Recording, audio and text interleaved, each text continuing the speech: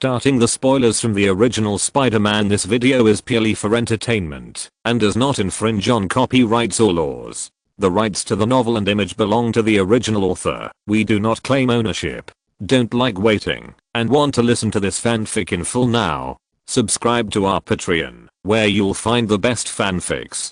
Chapter 51. When the audience saw Tony and Rod flying over, they all stood up and started to applaud. They all thought it was an extra show, but Tony was in no mood to pay attention to the audience. He walked straight to Justin. Where is he? Tony's words puzzled Justin Hammer. What? He frowned. He didn't know that Ivan Vanko had dealt with the people he left behind. Where is Vanko? Who? Justin certainly couldn't tell Tony, so he could only play dumb. Tell me. Tony was very impatient. Ivan Vanko could attack at any time. Why are you running here, dude? While the two were talking, Ivan Vanko had already started to remotely control the Iron Soldier and easily took control of Justin. Tony had his back to the Iron Soldier, so he didn't see the situation, but Justin found that the Iron Soldier moved by himself, and his face changed instantly. Tony saw the change in Justin's expression. He turned his head immediately and saw that the Iron Soldier had raised his arm and aimed it at him and Rhodes. Let's fight outside. Tony flew up immediately and rushed out of the venue. Rhodes was driving the Mark II for the first time, and his operation was a bit slow. When he flew to mid-air, the Iron Soldier's bullets had already swept over. Fortunately, the armor of the Mark II was very strong and was not penetrated by these bullets. Rhodes was shaky at first, but finally stabilized his body and flew out of the venue. The broken glass caused great harm to the audience below. The Air Force Iron Soldier started the engine and began to chase after them, firing wildly at the two. The other three Iron Soldier models below also took action and walked to various locations in the venue. Justin ran to the backstage and asked, "What happened?" "The software has been changed." "What does changed mean?" "He controlled the Iron Soldier." "This is impossible. Call the guards." After learning that all the telephone lines had been cut off, Justin said angrily, "Then call their mobile phones." "The mobile phones don't work either. We are blocked outside the host." At this time, Pepper also came to the backstage with Natasha and asked Justin, "How did you do it?" "Go away. I can handle it." Justin Hammer didn't want to pay attention to Pepper now. "Really?" Pepper was very angry. This happened at their expo. It was a huge scandal for Stark Industries. Justin put all the responsibility on Tony. If Iron Man didn't come, none of this would happen. "Please go away." "Thank you." Justin wanted someone to take them away, but Natasha would not sit still and wait for death. She stepped forward and held Justin down. "Tell me where Ivan Vanko is." "He's in my company." Justin had no choice but to tell Natasha where Ivan Vanko was. Natasha, who got the information, let him go and left. Pepper called the police. "Please help me connect to NYPD. New York Police Headquarters." After hearing what Pepper said, Justin wanted to stop her immediately, but Pepper ignored him at all and asked him to get out of the way and let his men tell her everything. Justin didn't have the courage to attack Pepper, so he could only give up his position in disgrace. At this time, Tony and Rhodes were flying around the venue, using buildings to avoid dense bullets, and at the same time, the Navy-style steel soldiers also came outside the venue. They fired the missiles on their shoulders at the crowd fleeing the scene. Ivan Vanko looked at this scene with a smile on his face. He didn't care about human lives. He just wanted Tony Stark to be ruined. Happy, who had prepared the vehicle outside the door, didn't know what happened. When he saw Natasha coming out, he asked her anxiously what happened. Natasha didn't have time to explain so much to him, so she asked him to get in the car and take her to Hammer Industries. Although Natasha's identity was special, she made an unreasonable request. Happy asked a little dissatisfied, "Where is Miss Pepper?" "Where is she?" "She is safe. Don't worry. I have notified Director Nick Fury to send someone. Take me to Hammer Industries." "Okay. Get in the car." After getting a positive reply, Happy immediately got into the driver's seat. Just as the two left, the army-style steel soldiers also came outside. They opened the brackets on their feet, fixed their bodies, and began to use the anti-material sniper rifles on their shoulders to aim at Tony and Rhodes. Tony easily avoided the attack, but Rhodes reacted a little slowly and was almost hit. Fortunately, he escaped without danger in the end. The steel soldier following Rhodes was unlucky. He was shot away. Seeing the iron soldier who accidentally injured him, Ivan Vanko immediately changed his order and asked the iron soldier to attack the buildings and crowds at the venue. So the audience who had not yet escaped from the venue were in trouble. One of the army iron soldier aimed at the little Peter Parker wearing the Iron Man mask. Little Peter Parker aimed his toy palm cannon at the iron soldier, and the iron soldier also aimed at him with a sniper rifle. Tony saw this scene and immediately fell beside him, raised his arm, and aimed with him, and then shot the iron soldier half of his body. "Well done, kid," Tony praised and flew away immediately. At this time, Rhodes was already in a hurry to be chased by the Air Force soldiers. Fortunately, Tony arrived in time to deal with an Air Force iron soldier and rescued him. The two decided to fight away from the expo. In the car, Natasha said to Happy, "I want you to stay outside. When we get there, I'm going in to eliminate the target." Then she started to change clothes in the back seat.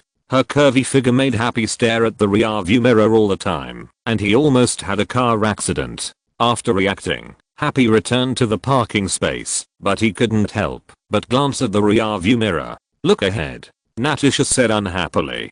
"Got it." Happy was a little embarrassed to be caught peeking. Tony led the way in front, and Rod followed closely behind him. The two fled all the way at a high speed, using the piers under the viaduct to avoid fire. Ivan Vanko saw that the iron soldiers were too dense, and it was easy to accidentally hurt his own people, so he separated several iron soldiers and went in the direction of the expo. The rest of the iron soldiers began to fire crazily. Their attacks destroyed many cars parked under the bridge. Seeing that this was not going to work, the two immediately moved away from the viaduct. At this time, Happy finally drove Natasha to Hammer Industries. Natasha wanted Happy to stay in the car, but how could Happy let Natasha go in alone? "I can't let you go in alone. You want to help?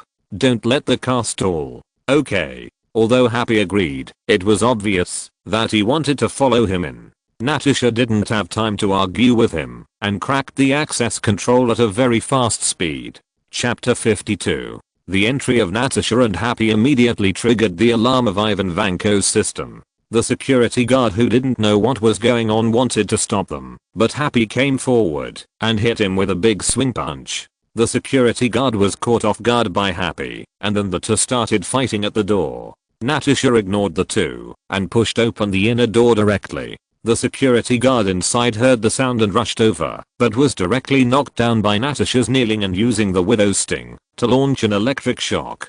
Happy and the first security guard were fighting hard, and the other security guard just walked out of the door, and Natasha kicked him unconscious with one foot. Then he rushed to the fourth security guard and made him cover his brother in pain with a monkey stealing peach, and then he used a scissor kick to deal with the last security guard who came. Ivan Vanko saw everything through the surveillance. At the same time, the chaos at the expo continued because the previous Air Force iron soldier returned here, and Tony and Rhodes had to follow back. One of the iron soldiers crashed into the wall and immediately got up after falling to the ground. It was obviously not affected. It fired wildly at the two people and then followed them after they flew away. Ivan Vanko controlled the Marines who had not been dispatched and asked them to take off to chase Tony and Rhodes.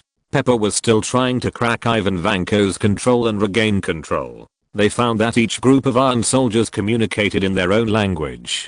She immediately asked the technicians to randomly pick a group to crack. Justin, who was doing nothing on the side, said, "Try Russian." "Why don't you try Russian?" On the Hammer Industrial side, Happy was still fighting. Natasha hid in the corner and saw two security guards rushing over. She threw two smoke bombs directly. The strong stimulation made the two people unable to open their eyes. Natasha knocked the two people to the ground directly, then pulled a rope from the widow's sting and knocked the three people unconscious with a set of smooth movements. Looking back, she found that the security guard who had just been knocked down had climbed up again. She immediately rushed over and clamped his neck to overturn him, then kicked another black security guard unconscious and snatched the spray from his hand.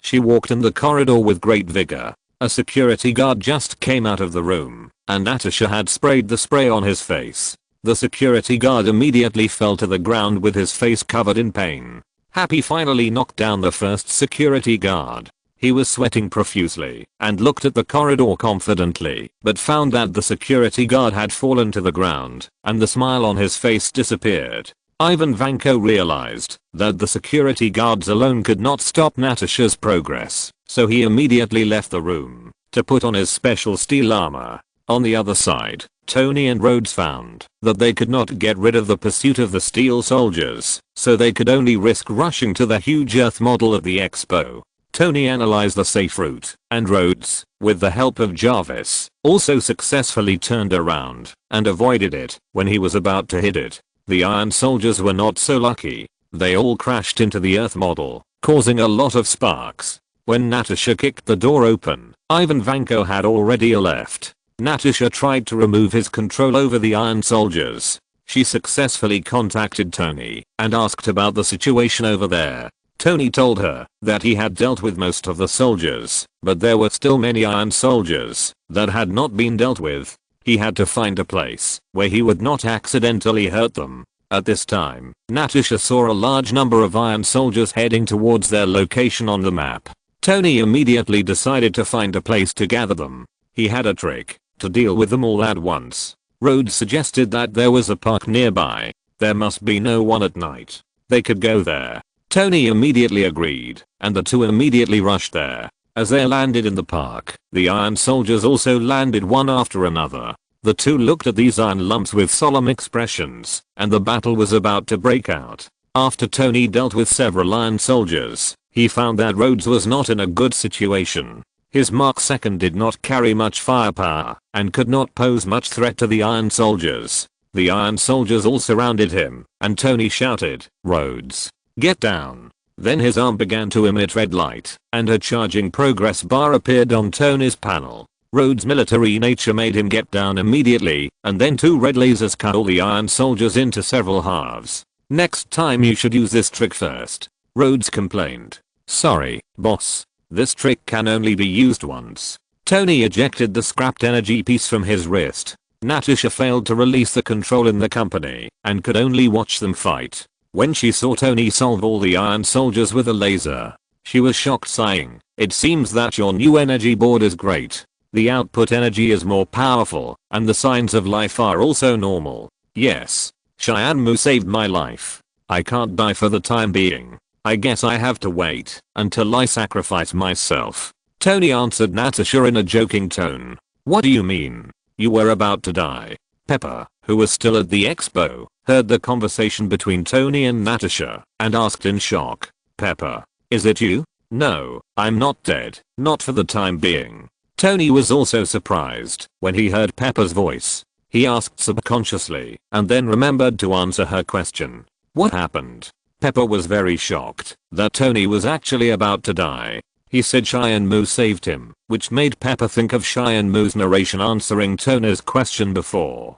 No wonder Tony just found a random excuse to evade her question, no matter how she asked afterwards. "I was going to tell you, but then Cheyenne Mu reminded me." "You want to tell me? Are you going to die?"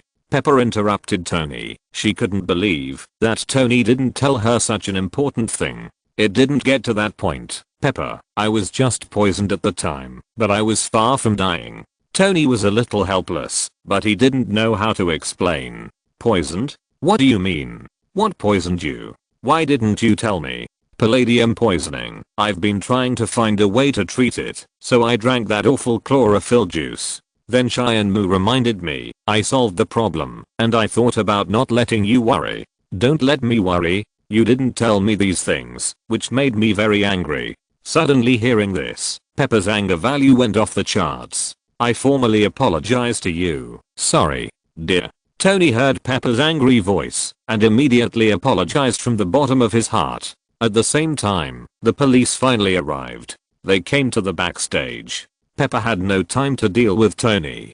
Justine Hammer was handcuffed and taken away under Pepper's accusation. Justine was still unconvinced and thought that Pepper wanted to eliminate her competitors. Before being taken away, she threatened to get her into big trouble and said that they would meet again soon.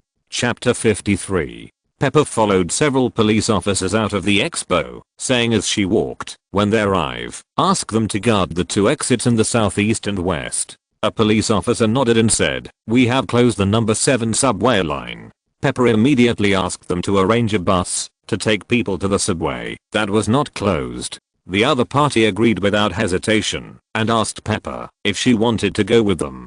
Pepper said, "I will wait until everyone is evacuated before leaving." Okay. The police nodded and began to arrange the work. On the other side, Natasha found a Nyan soldier approaching Tony and his team and immediately notified Tony and told him, "This one looks different and the energy index is particularly high." As soon as he finished speaking, Ivan Vanko flew above Tony and his team in iron armor.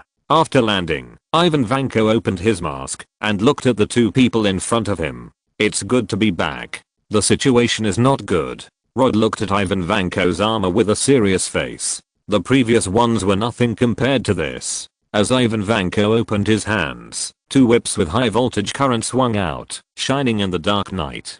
Because it was not modified by Hammer, there was naturally no famous scene of ex-wife, but in fact, the reason why ex-wife did not work was purely because the distance was too close. Ex-wife needs high speed boost, and it needs a certain distance to unlock. If the distance is too close, if it explodes, Tony and Rod will die together. It can only be said that Rod did not understand the use of this thing. Tony aimed at Ivan Vanko's head without a mask and instantly ejected 12 macro missiles from his shoulders, trying to kill Ivan Vanko unexpectedly. Ivan Vanko never thought that he reacted very quickly and closed his mask before the missile hit him. The macro missiles could only cause some sparks on his armor. Ivan Vanko would not sit still and wait for death. He directly used 2 whips to hit the 2 men.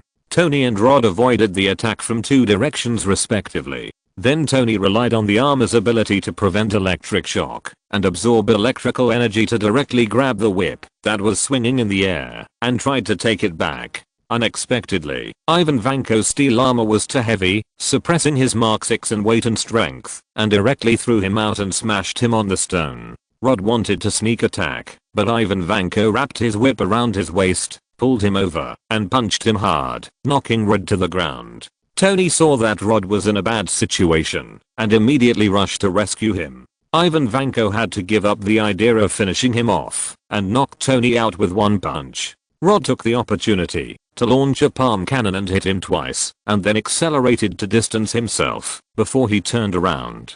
Tony, who had flown into the air, steadied himself, turned around, and used the acceleration of gravity to knock Ivan Vanko, who was facing away from him, off balance. Rod, who had pulled away, fired palm cannons from a distance without hesitation. Although several consecutive rapid palm cannons could not break through the defense, Ivan Vanko was unable to take care of Tony and could only raise his arms to resist. Tony also took advantage of the situation to pull away, and the 2 of them started firing palm cannons at Ivan Vanko in the middle, 1 on the left and 1 on the right. Ivan Vanko swung out a whip and wrapped it around Tony's waist.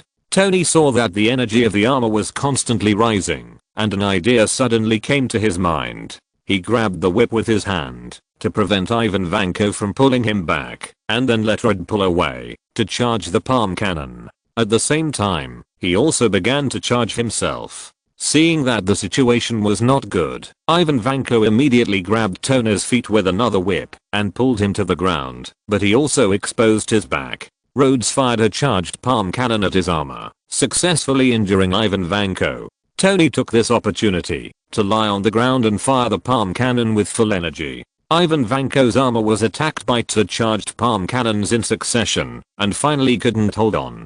A lot of failures occurred, and Ivan Vanko himself was also dying from Tony's palm cannon. The 2 walked up to Ivan Vanko lying on the ground, and before they could speak, Ivan Vanko said first, "You lose." As soon as the voice fell, the reactor on his body began to flash red, and at the same time all the steel armor began to flash. Rhodes instantly realized that the steel soldiers would self-destruct, and they had to get out of the way quickly, and Tony immediately thought of Pepper's safety. The 2 took off at the same time and rushed towards the expo at full speed. At this time, Pepper, who was still at the entrance of the expo, looked at the steel soldiers who began to flash not far in front of him. Before she could figure out what was going on, Tony had already rushed to her, picked her up, and left as she screamed, and then the iron soldier exploded.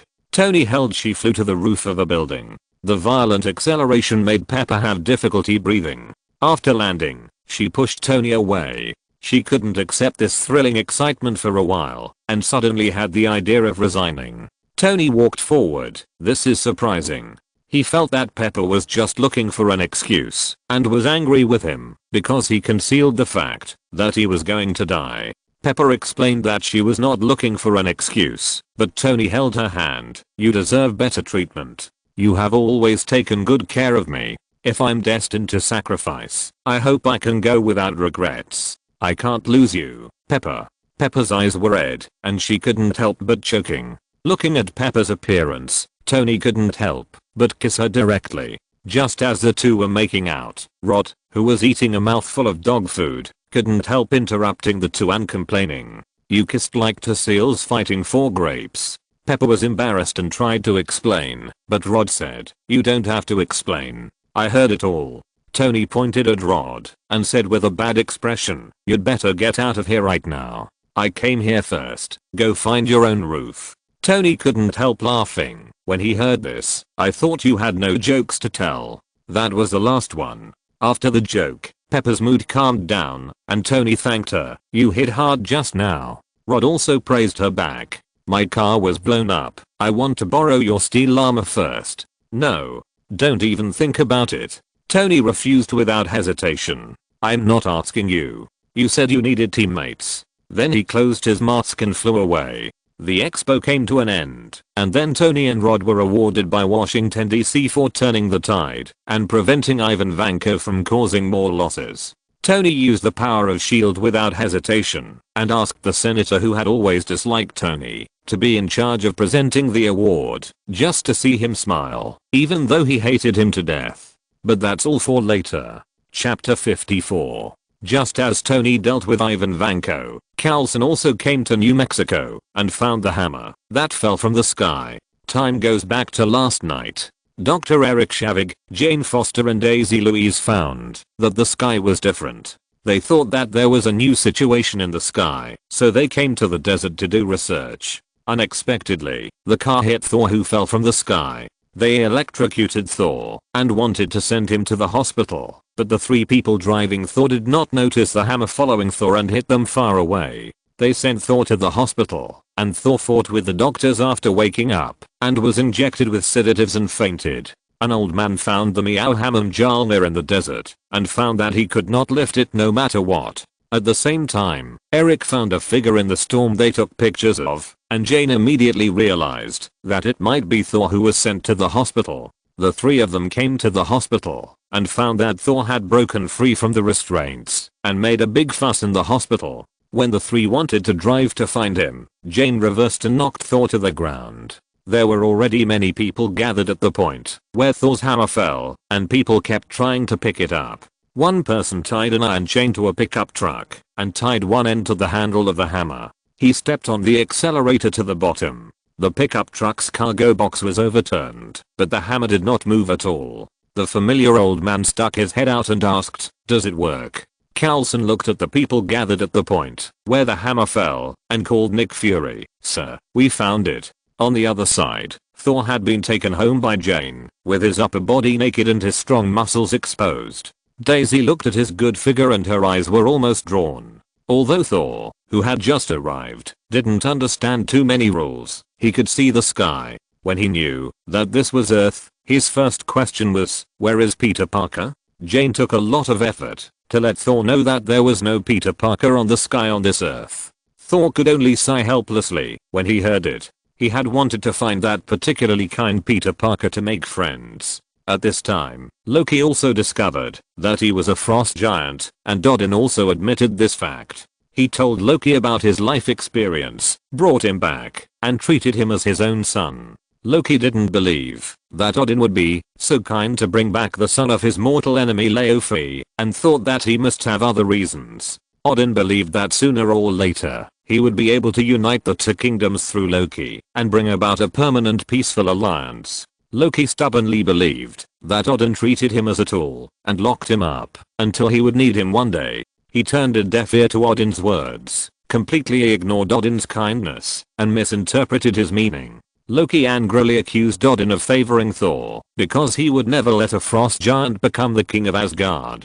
Odin was so angry that he fell into Odin's sleep. Odin's sudden coma scared Loki. Although he was dissatisfied with Odin's favoritism, he still called the gods. On Earth, Thor ate a large box of egg tarts and still didn't stop eating. However, because of the sky, Thor probably knew that breaking cups was not popular on Earth, so he didn't break the cup after drinking Coke. Just as Thor was still feasting, a fat man came in and talked about a satellite falling in the desert, which also attracted people from the investigation bureau. His words attracted the attention of Eric and others. Eric asked him what the satellite looked like, but the man didn't know. He only knew that it was very heavy and no one could lift it. This sentence attracted Thor's attention. He walked over and asked where it was. Although Thor's rough action made the man a little dissatisfied, he still told him that it was 50 miles west. Thor walked over there directly. Jane saw this and quickly picked up her clothes and followed him.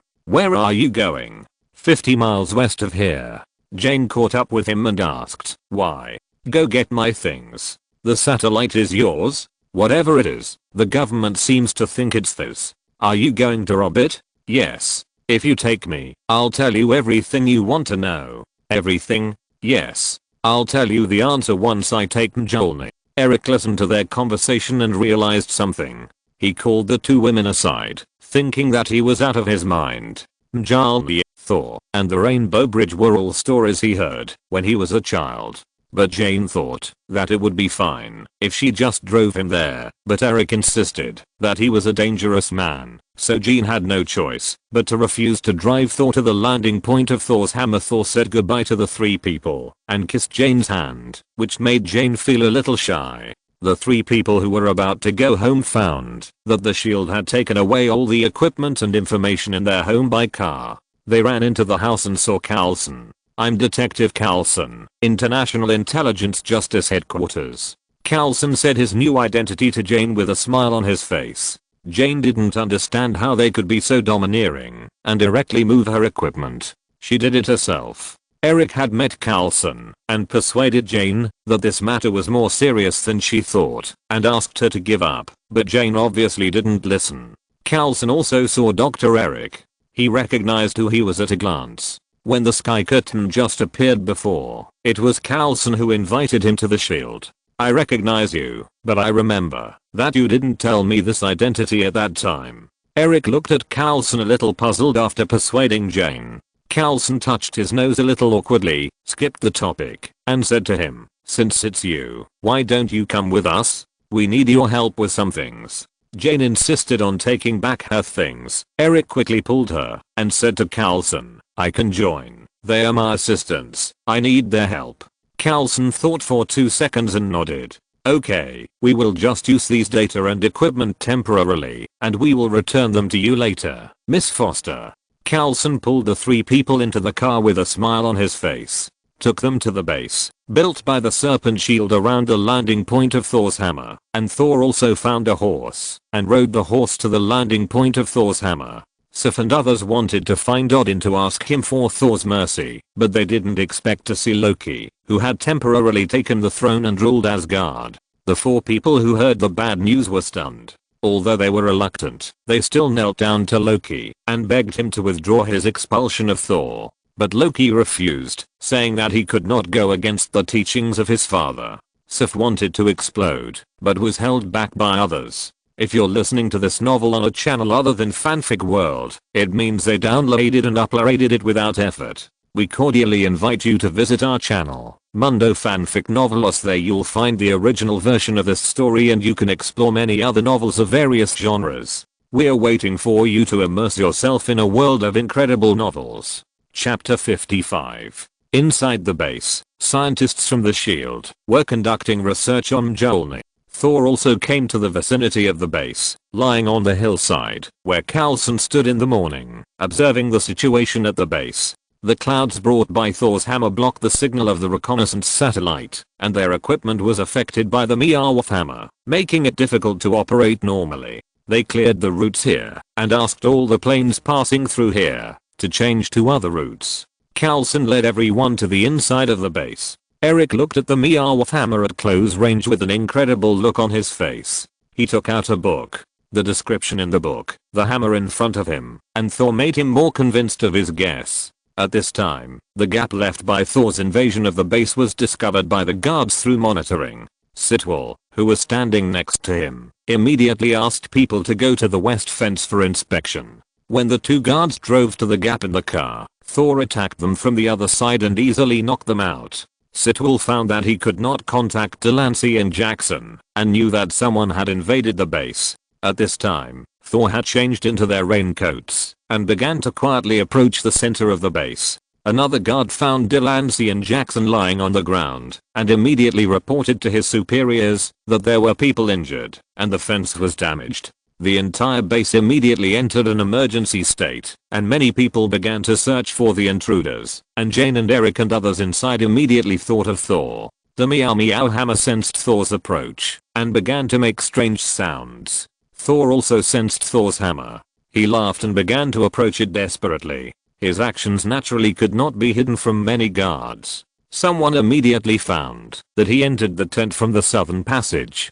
Fortunately, the communication was interrupted so that most people could not receive the information. Thor easily knocked over two guards and continued to rush inside. His figure was clearly visible in the translucent tent. Guards kept reporting his whereabouts. Coulson inside immediately asked people to take guns to a high place. Hearing this, Jane immediately stood in front of Coulson and said that the man was probably Thor who fell from the sky and he was looking for the hammer. Coulson was surprised to hear this. Although he hadn't figured out whether Thor was the one he thought, he immediately ordered not to shoot easily. Barton agreed lightly and ran fast in the heavy rain with his bow. Thor was still approaching the direction of Thor's hammer. Ordinary guards couldn't take his 3 punches and 2 kicks. He knocked down many guards along the way. At this time, Coulson received the news from Sitwell. He immediately took Jane and the other two to the middle and asked him, "What happened? That thing sent out a strong electromagnetic surge. Our system can hardly bear it." Jane immediately said, "It knows he is coming." Eric nodded on the side. "Who?" Sitwell looked at Jane puzzledly. He didn't know this woman. "Are you sure he is looking for it?" Coulson turned to Jane and asked seriously. "I'm sure he told me." "Okay." Coulson nodded and immediately wanted to contact Tony and Dr. Banner, but when he made the call, he found that the communication here had been completely blocked. The walkie-talkie was still useful, but contacting the outside world?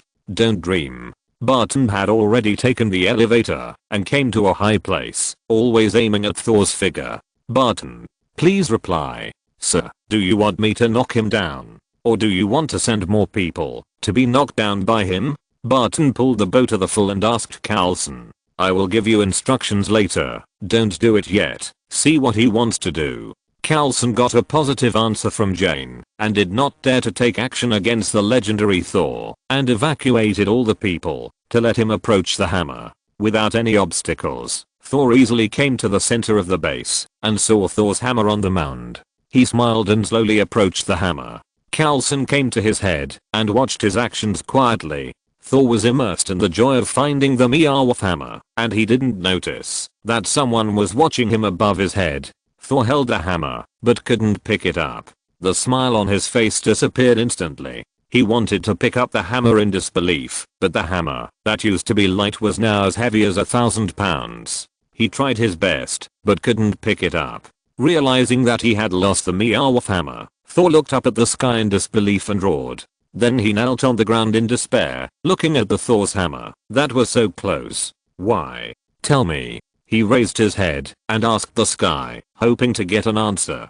"Thor, why do you always feel that you must pick up the hammer to have divine power? Are you the god of the hammer? Your divine power has always been hidden in your body, and the hammer is just to stimulate and amplify your divine power. If you lose the hammer, you are useless, then you don't deserve it. And you will eventually lose what you have, and what you will have. Everything."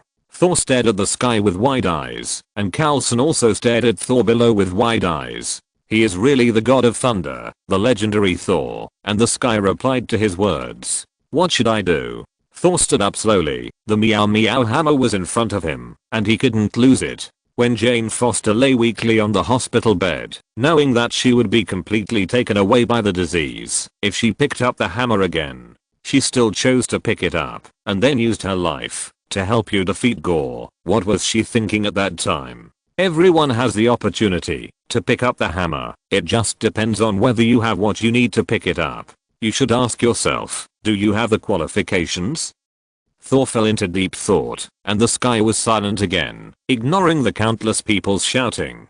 Coulson silently glanced at the three people who were shocked. Eric and Daisy looked at Jane, as if they had seen a ghost, and Jean herself looked at the sky and Thor's hammer and Thor below in amazement. Nick Fury frowned and looked at the dark sky. Just now, someone reported to him that Coulson had lost contact with them, and he realized that Coulson and his team must have been in trouble. Not long after, the narrator of the sky suddenly spoke and mentioned several names. Thor, Hammer, God's Power, Jane Foster, who is Gore. Nick Fury felt that Sky Museum had revealed a lot of information this time, and he twisted his brows tiredly. The previous information about the war had made him unable to sleep well, and the Security Council had been urging him to find more information about the war. But no matter what, he decided to let Tony go to New Mexico to see what was going on with Coulson. It was not good news that Coulson and others lost contact at this juncture. Chapter 56. Coulson politely sent someone to invite Thor to a room, and arranged for someone to clean the mud off him. So you are the legendary god of thunder, Thor, the son of Odin? Coulson sat opposite him, and placed a cup of steaming coffee in front of him. But Thor turned a deaf ear to Coulson's words, just staring at his hands. Cheyenne Moo's words kept echoing in his mind, and he slowly clenched his fists. Seeing that Thor ignored him, Coulson nodded helplessly and called Jane, who was watching on the side, in. Jane Foster, you know each other, right? I think the Jane Foster that Cheyenne Moo mentioned is not a homonym, right? Jane's arrival really caught Thor's attention. He suddenly stood up and looked at Jane, asking, what were you thinking at that time? She was startled and said, covering her chest, I don't know. After calming down a little, she thought about it and said, maybe it's love? Willing to sacrifice yourself to save others. Love? Father, is this what you want me to understand? Thor sat back slowly, staring at the ceiling in a daze. Coulson looked at Thor, who was silent again, shook his head helplessly, and waved his hand to let Jane and others leave here. Can you tell me why you came to Earth? Do you know that goal? Speaking of goal, Thor looked up at Coulson and shook his head, saying, I don't know him. I've never seen him or heard of him. Okay, if you can tell us what happened, we may be able to help you. We have the best experts and professors in the world. Thor sighed and told about how he attacked Jotunheim without authorization after discovering that Asgard was invaded by the frost giants and was exiled to Earth by the father god. Coulson listened to Thor's story silently. At this time, his cell phone rang. He looked at it and said to him, I'm going out for a while. Thor was left alone. Nick Fury listened to his subordinate's analysis of those words. An expert accurately pointed out that the qualities of love and sacrifice for others may be the key factor in whether one can pick up Thor's hammer. Egghead immediately contacted Natasha, who had not yet dealt with the mess of the expo, and told her that Coulson needed her help now, and asked her to put down her work and meet up with Coulson immediately. Natasha had just returned home, and before she could even sit still, she got on a plane again. This was a special plane arranged by Nick Fury for her, flying directly to New Mexico. As for other things, I'll talk about it after I see that Thor. As soon as Coulson walked out of the room, Loki appeared inside, and his arrival made Thor very confused. Loki, what are you doing here? I want to see you. What happened? Tell me, is it someone from Jotunheim? I'll explain to my father. Loki's sudden arrival made Thor very panic. He thought that Jotunheim had invaded Asgard again. Unexpectedly, Loki said, Father is dead. Thor was immediately confused. He said in disbelief, what? You were expelled, and the threat of a new round of war was unbearable for him. You must not blame yourself. I know you love him, and I wanted to tell him, but he refused to listen. It's cruel to put the hammer so close that you can't even pick it up. The crown will naturally fall on my head." Hearing that Loki had ascended the throne, Thor looked at him expectantly. "Can I go home? The armistice agreement with Jotunheim is conditional on your exile." Thor wanted to fight for himself, but Loki interrupted him. "And mother, you are also forbidden to go home. Brother, I'm here to say goodbye. I'm really sorry." Hearing Loki's words, Thor closed his eyes sadly. A tear slowly flowed from his eyes, and he shook his head. "No, I'm sorry. Thank you for coming to see me. Goodbye." Loki completely deceived Thor with his best acting skills. "Goodbye. Goodbye? I just came back." Coulson heard Thor's words as soon as he entered the room and looked at him in confusion. Loki came to the Mjolnir hammer. There were so many staff around that no one could see him. He tried to pick up the hammer, but failed after trying his best. He could only sigh with regret. At the same time, Situl found Coulson. Behind him was Tony Stark, who hurried over in armor 6. Although his armor suffered a little damage after fighting with Ivan Vanko, it did not affect the performance of the armor. Loki After leaving the Earth, Loki went directly to Jotunheim and met the frost giant King Laufey. The first thing Laufey said when he saw Loki was kill him. "I have done a lot for you, right?" Loki looked at Laufey with a smile. "You are the one who brought us into the EC. It was just for fun, to make a scene on my brother's big day and protect the territory from being controlled by this big fool. What do you want to say? I will hide you and your group of people, take you into Odin's bedroom, and you kill him on the bed." Laufey asked in confusion. "Why don't you do it?" Hearing this, Loki sneered. "Asgardians will not support the person who killed the previous king as king. Once Odin dies, I will return the treasure box to you." Hearing that Loki wanted to return the treasure box, Laufey could not sit still immediately. He stood up and looked at Loki. "Then you can return to the giant town of Jotunheim and return home in glory." Faced with the temptation of the ice treasure box, Laufey could not refuse at all and agreed immediately. Loki returned to Asgard and saw Heimdall looking at him. "Gatekeeper, what's bothering you? I tried to find you in Jotunheim, but I couldn't hear or see you. You were avoiding me, just like the frost giants who entered here." There is no doubt that Heimdall was already suspicious of Loki. Hearing this, Loki walked up to him and said, "Maybe your senses are not sensitive after so many years. Maybe someone deliberately hides and doesn't want others to see it. Heimdall, you have great power. Is Odin afraid of you?" Loki looked at him with a smile. "No. Why? Because he is my king. I swear to be loyal to him." Heimdall solemnly spoke of his loyalty to Odin. "He was your king. And now you swear allegiance to me, right?" Loki looked at Heimdall with a serious expression. Heimdall was silent for a while and then replied, "Yes." After hearing his answer, Loki left with satisfaction. "Then I will not open the rainbow bridge to others until I repair the damage caused by my brother." Chapter 57. Tony met Thor, who was silent. Coulson told him what Thor said. Tony was speechless after listening to it and said, "This is a pure reckless man." Seeing that Thor was in a very bad mood, Jane wanted to take him out for a walk. Coulson said that it was okay and they would not imprison Thor. Of course, they would not dare to do so. Everyone has their own opinions. Coulson asked Tony about the expo and learned that Ivan Vanko had made a big fuss at the expo. Tony just dealt with him yesterday and was called by Nick Fury to help Coulson today. Coulson also expressed great regret for this. A good conference turned into a mess.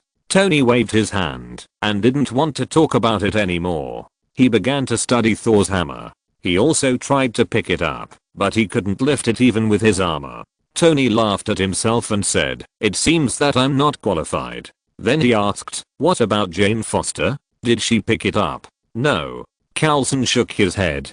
Jane tried, but the Meow hammer at this time did not have Thor's wish to protect Jane, so she naturally could not pick it up. "Okay. It seems that she is not qualified now. Maybe in the future." Tony spread his hands and looked at the Meow hammer and thought.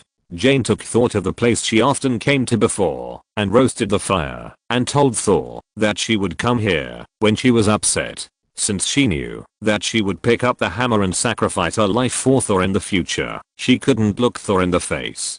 Every time her eyes passed by, she immediately turned away the next second, feeling a little helpless. Thor naturally felt the difference in Jane's attitude towards him, but he, a reckless man, didn't know what to say. He thanked Jane for helping him so much, and Jane said that she had bumped into Thor several times, so they were even. The two sat in front of the fire and talked for a long time, talking about everything. Thor also told Jane about the 9 realms, affirming that her research was correct, but just called it differently. The relationship between the two quickly began to heat up. Jane looked at Thor, who was explaining to her seriously, and the tenderness in her eyes could no longer be hidden. On the other side, Fandral was angry with Valstag, accusing him of being able to eat a lot of food. When Thor was expelled, Loki sat on the throne, and Asgard was facing war. Seeing that Valstag was indifferent and had been chewing the chicken leg, Fandral slapped his plate away. Valstag stood up and yelled at him angrily, "Don't think that I, a big eater, am heartless." Hogun and Sif hurried over to persuade them to stop fighting and pulled the two apart. Hogun suggested leaving Asgard and finding Thor. Fandral said this was treason. Volstagg said this was not treason, this was suicide. Sif thought that, if they encountered that kind of thing, Thor would definitely come to them regardless of everything. Volstagg was worried that Heimdall was watching them and asked her to be quiet. As soon as he finished speaking, the door was pushed open by a guard. "Heimdall wants you to be there." Several people looked at each other. "We are finished." Soon after they arrived at Heimdall's location, he questioned the 4 people. "You actually rebelled against Loki? Our king. You didn't keep your warrior promise. You committed treason to save Thor?" Sif admitted it without hesitation. "Yes." "Good." Heimdall turned off the switch and walked inside. "Will you help us?" Sif looked at Heimdall, hoping that he could help open the Rainbow Bridge. "I'm loyal to the kingdom and cannot open the Rainbow Bridge for you." He left here directly.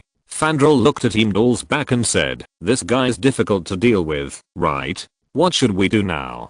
Volstagg asked. Sif turned around and found that Heimdall's sword was still stuck in the console and quickly pulled a few people around. "Look." Loki, standing on a high place, looked far away in the direction of the Rainbow Bridge and found that someone secretly used the Rainbow Bridge to leave Asgard and immediately turned around and walked into the palace. Sif and others arrived on Earth through the Rainbow Bridge, and the energy gathering phenomenon caused by the Rainbow Bridge attracted the attention of the Serpent Shield Agency. At this time, Thor and Jane were on their way back to the base, and Eric also joined the team observing Thor's hammer. Not far from them, a supersonic plane slowly landed, and Natasha slowly walked down from the plane. When Carlson, Tony and others learned that there was a new situation, they hurried over and asked the staff about the situation. When Tony learned that the energy gathering place was 15 miles northwest, he put on his armor and rushed there. Carlson also got in the car and chased after him, not even caring about Natasha, who had not yet entered the base.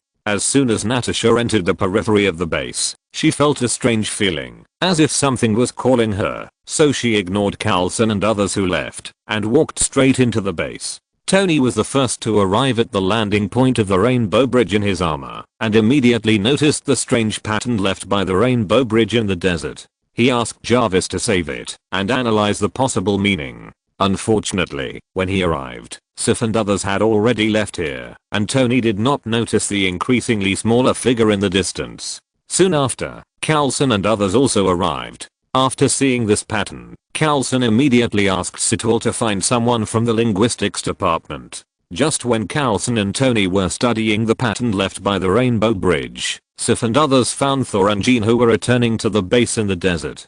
"Found you." Sif saw Thor from afar and shouted at him. Thor turned his head and showed a surprised expression. He immediately rushed over and hugged them. Several people gathered together excitedly. Thor introduced the identities of several people to Jane and then expressed his disapproval of their arrival. "I'm very happy to see you, but you shouldn't come." Volstagg was stunned for a moment, and Fandral said to Thor with a smile, "We are here to take you home." Thor's face darkened. "You know I can't go home. My father died because of me. I can only go into exile." Sif looked at Thor in confusion. "Your father is still alive." His face changed immediately, as if he thought of something. In Asgard, Loki walked to the front of the icebox with the scepter, tapped the ground with the scepter, and summoned the destroyer armor hidden behind. "Don't let my brother come back. Destroy everything."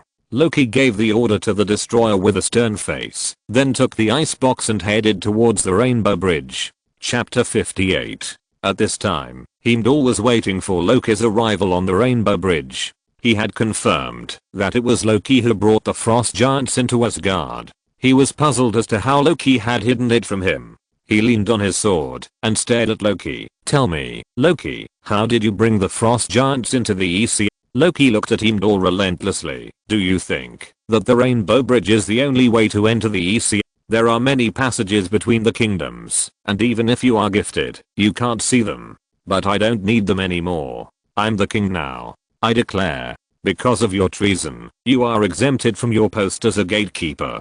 You are no longer a citizen of Asgard. Then I don't have to obey you." Heimdall said calmly, and then suddenly drew his sword and slashed at Loki. Loki summoned the icebox, which triggered countless frosts, to attack Heimdall, who was swinging his sword.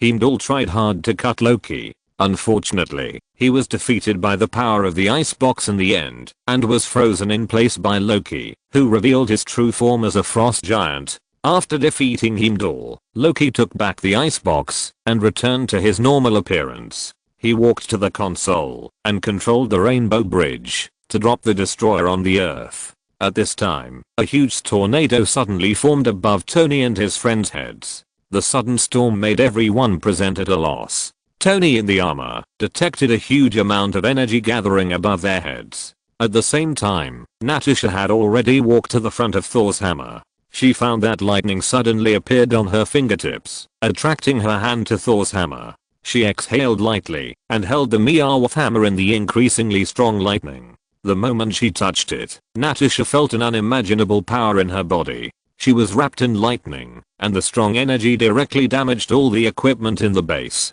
Everyone present was shocked to see Natasha, who was covered in lightning, at a loss. Huge lightning fell from the sky, and Natasha instinctively gathered this power, so the researchers nearby survived. She looked at the Thor's hammer in her hand and the armor that had inexplicably appeared on her body in disbelief, feeling that she was stronger than ever before. On Coulson's side, the huge tornado in the sky attracted the attention of countless people, and people from the surrounding towns ran out to watch. Thor and Jane also saw this scene. Thor immediately realized that this was a sign that the Rainbow Bridge was about to arrive. Sif looked over there, where they had just landed, and suddenly had an ominous premonition in her heart. In the storm, the figure of the destroyer armor appeared in the middle, and Coulson asked Tony, "Is this your thing?" "No. It's very dangerous. Get out of here." Tony looked at the warning of the huge energy aggregate on the panel, and yelled at Coulson and others. Hearing Tony's words, the SHIELD employees present took out their guns and aimed at the tall figure of the destroyer. Coulson mustered up his courage, took a loudspeaker from Sitwell, and walked to the front, saying to the destroyer, who was walking slowly, "Hello. You are using unregistered weapon technology. Please identify yourself." Tony flew into the air and looked at it vigilantly. The material of the other party was something he had never seen before, and there was no record of this material in Jarvis' database. The destroyer stared at Coulson in front of him, and the armor mask slowly opened. Coulson breathed a sigh of relief, thinking that the other party wanted to communicate with them. Unexpectedly, Tony detected that the energy index was soaring, and he immediately issued a warning. The destroyer armor also emitted a golden light at this time, and then a thick beam of light was fired. Hearing Tony's warning, Coulson ran away. He never doubted Tony's words. The agents also opened fire on the destroyer, but unfortunately the dense bullets could not pose any threat to it at all. The destroyer's beam directly destroyed several cars, sending the agents hiding behind them to the west. Tony urgently avoided a beam shot at him and used the palm cannon to fight back, but it had no effect. Thor and the others in the distance saw the sudden fire. "Jane, go." Jane looked at Thor in confusion. "What about you?" "I want to stay here." Volstagg interrupted. "Thor wants to fight alongside us." Thor walked to the back and said to them, "My friends, I'm now mortal. I will only get in the way and even implicate you. He turned his head and looked at the base not far away. All I can do is go get Mjolnir back. Do you think are you qualified to pick up the hammer? Jane looked at Thor. I don't know, but I have to try again. Thor was determined, and then he turned to look at Sif and the others. Can you buy me some time? Sure. Several people agreed without hesitation. I'll go to the base with you. Jane looked at Thor and said firmly. Thor nodded, turned around and ran quickly in the direction of the base, but it didn't take long for Jane to see the dark clouds in the sky of the base in the distance. Look. What is that? Jane pointed in the direction of the base and shouted.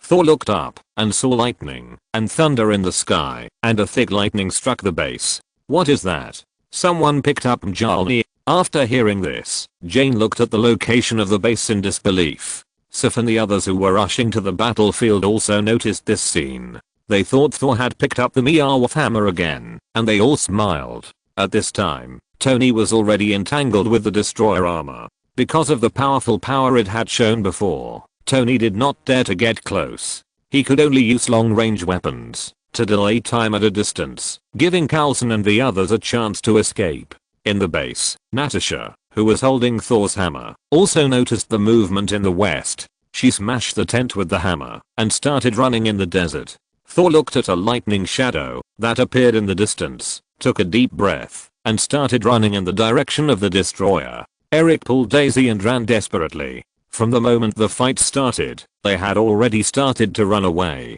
Eric cursed in his heart while running. I knew I wouldn't join in the fun. Why did I come to see it? It turned out that after learning that the Rainbow Bridge had reappeared, Eric could not contain his excitement and pulled Daisy into the car with him, following Coulson and the others here.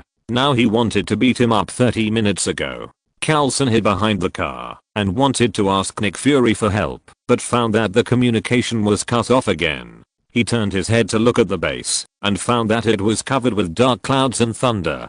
Chapter 59. Natasha, who was filled with the power of Thor, accelerated madly. Because it was her first time using Thor's hammer, she didn't know how to fly with the hammer, so she could only run to the battlefield.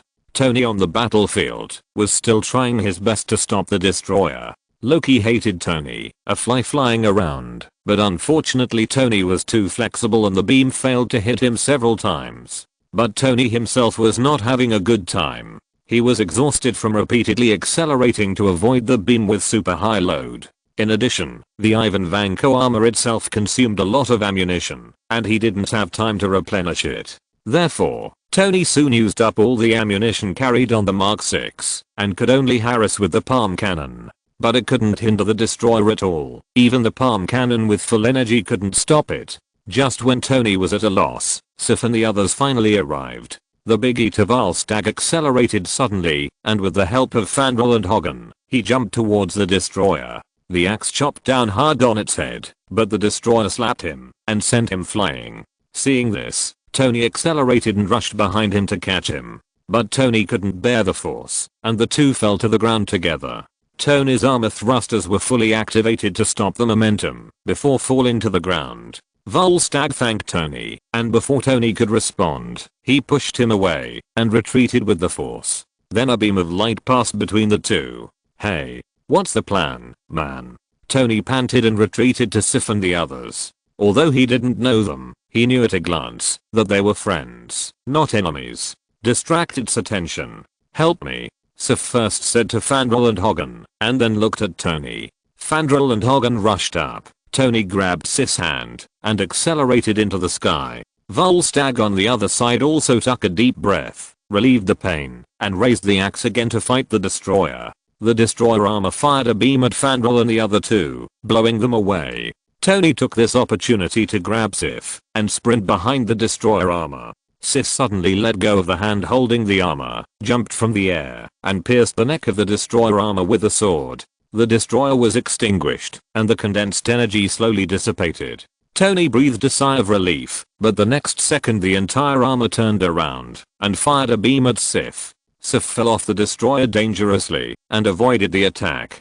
Just when they were helpless, Natasha finally showed up in the distance. She swung the hammer while running, and then threw it at the destroyer armor that had recondensed energy. The meow meow hammer carried endless thunder and rushed towards the destroyer's head, immediately knocking his head off, and the beam also deflected to the ground. Sif luckily escaped. Thor. Seeing Thor's hammer, Sif thought Thor had arrived and shouted excitedly, but as she looked, she found that it was an unfamiliar woman. Loki, who was far away in Asgard, saw Thor's hammer and stood up nervously. He also thought that Thor had taken back the power, but later found out that it was an Earth woman. He nodded his scepter angrily. He couldn't even lift Thor's hammer, so how could that woman lift it? He ordered the destroyer to kill her at all costs. Natasha stretched out her hand and the hammer immediately flew back to her hand. She condensed countless thunders and then hit all of them on the destroyer's armor. The destroyer was beaten back by thunder and lightning, but it did not suffer too much damage.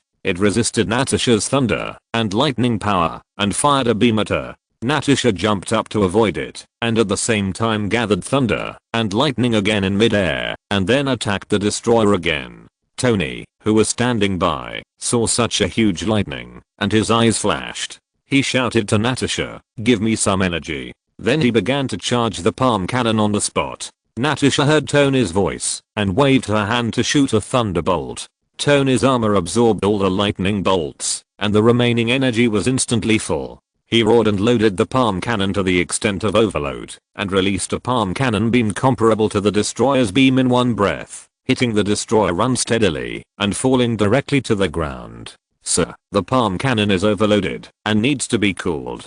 Tony heard Jarvis' voice in his ears and the muzzle of the palm of his hand began to smoke. He stopped firing the palm cannon and shouted to Natasha, "Quick." Natasha did not miss the opportunity Tony gave her. She raised her hammer high, summoned countless lightning above her head, and then slashed at the destroyer armor that had not yet stood up. A large amount of lightning bombarded the destroyer, and for a while, the other party could not stand up. After Tony shouted, he turned around and found that an agent was trapped under a car not far away. He accelerated and rushed over to push the car away, but the agent had already stopped breathing. Fortunately, the other party was not Carlson. He looked up and looked around. There were corpses of agents everywhere, but many agents were still trying to resist.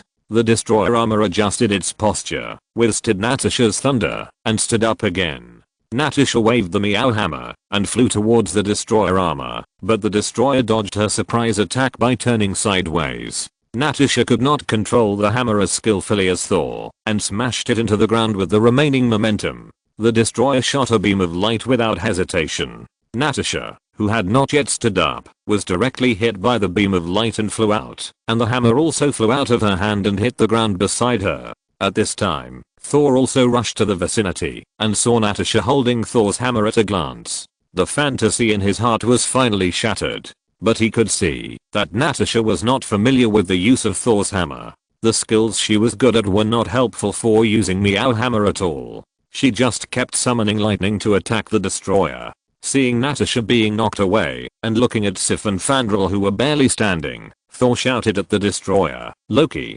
stop it." Hearing Thor's voice, the destroyer armor slowly walked towards Thor, and Thor also walked towards the destroyer armor. "Brother, no matter how I wronged you, no matter what I did to make you like this, I'm really sorry, but these people are innocent, and killing them will not do you any good. Kill me, and then stop here." The destroyer began to condense energy. Natasha, who had already climbed up, stretched out her hand and the hammer automatically flew back to her hand. Seeing that the destroyer was about to fire a beam, she threw the hammer out with force. Thor's hammer smashed heavily on the destroyer's head, and the beam of light that was ready to be fired was also fired at this time. The deflected beam of light hit Thor's feet and immediately blew Thor away. Chapter 60. Thor felt a huge force coming from the soles of his feet, followed by a sharp pain. He looked down subconsciously and saw a beam of light hitting the ground under his feet. The powerful impact blew him away. His body rolled in the air, and the sound of wind whistled in his ears.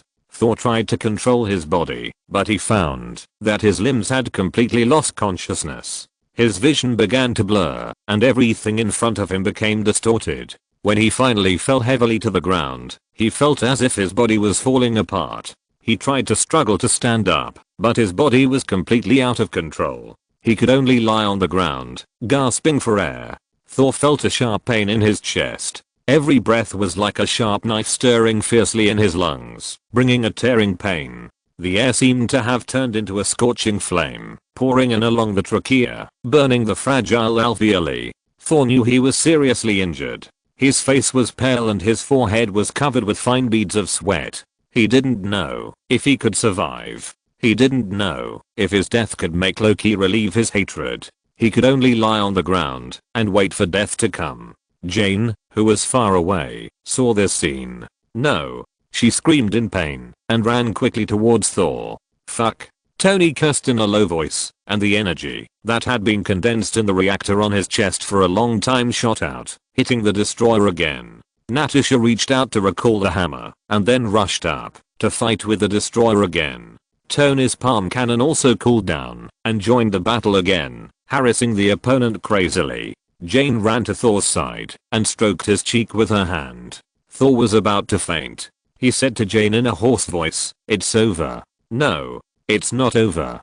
Jane looked up at Natasha and the others who were still fighting. "I mean, you're safe." Thor smiled at her. Jane shed tears and looked at Thor. "We'll be fine." "That's it." Thor panted, trying to remember Jane's face firmly in his mind. He could hear the sound of fighting, and he knew that even if he died, the battle would not end, and Loki would continue to hurt others, but he was powerless. "Father, I disappoint you. I'm sorry." Thor slowly closed his eyes. At this time, Thor suddenly felt a strange feeling, and the voice of the sky suddenly echoed in his ears again. "Thor, why do you always feel that you have to pick up the hammer to have divine power? Are you the god of hammers? Your divine power has always been hidden in your body, and the hammer is just to stimulate and amplify your divine power." Lightning suddenly appeared around Thor.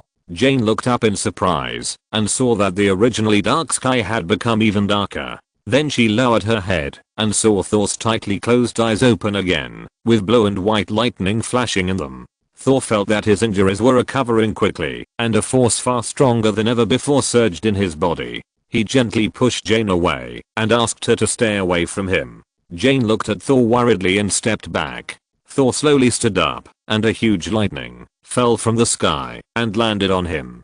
Thor's armor appeared on him again, and with a large number of thunders lingering around him, Thor took a deep breath and looked at the destroyer armor in the distance. Loki turned his head and looked in Thor's direction with the destroyer in shock. Thor's hammer was still in Natasha's hand. He thought of Shianmu's words and had an ominous premonition in his heart. Just as he was stunned, Natasha threw the hammer fiercely, knocking the destroyer to the ground again. The hammer flew out in a rotation, and one hand caught the Meow hammer. Then Natasha felt that her Thor's power was fading rapidly, and the armor on her body slowly disappeared. She looked up and saw Thor holding Thor's hammer and smiling at her from a distance. "Watch me, I'll teach you how to use it." Thor yelled at her, then swung the hammer in a rapid rotation, flew into the sky, and formed a huge storm with the hammer. Then the storm swept the destroyer into it, and the hammer in Thor's hand swung faster and faster, and at the same time, huge lightning poured into his body. He swung the hammer and rushed towards the destroyer with a force of 10,000 kilograms. The destroyer condensed a beam of light and shot it at Thor. Thor did not dodge and directly broke through the beam with the hammer, hitting it directly on its head, deforming the armor on its head. A powerful energy burst out in midair, and the destroyer armor lost its power. Thor lost all his power and fell from midair. He stopped swinging his hammer, the storm slowly disappeared, and he also fell from midair. He smiled and walked towards Jane, who was watching the battle not far away. Jane looked at Thor in armor and a cape and asked, "Is this your usual outfit?" "Almost. Very good looking." Tony pulled Natasha to fly to Thor and the others. As soon as he landed, he exaggeratedly said, "Wow, man. Pretty awesome. This guy was defeated by you in one go." Tony kicked the destroyer armor that had completely shut down.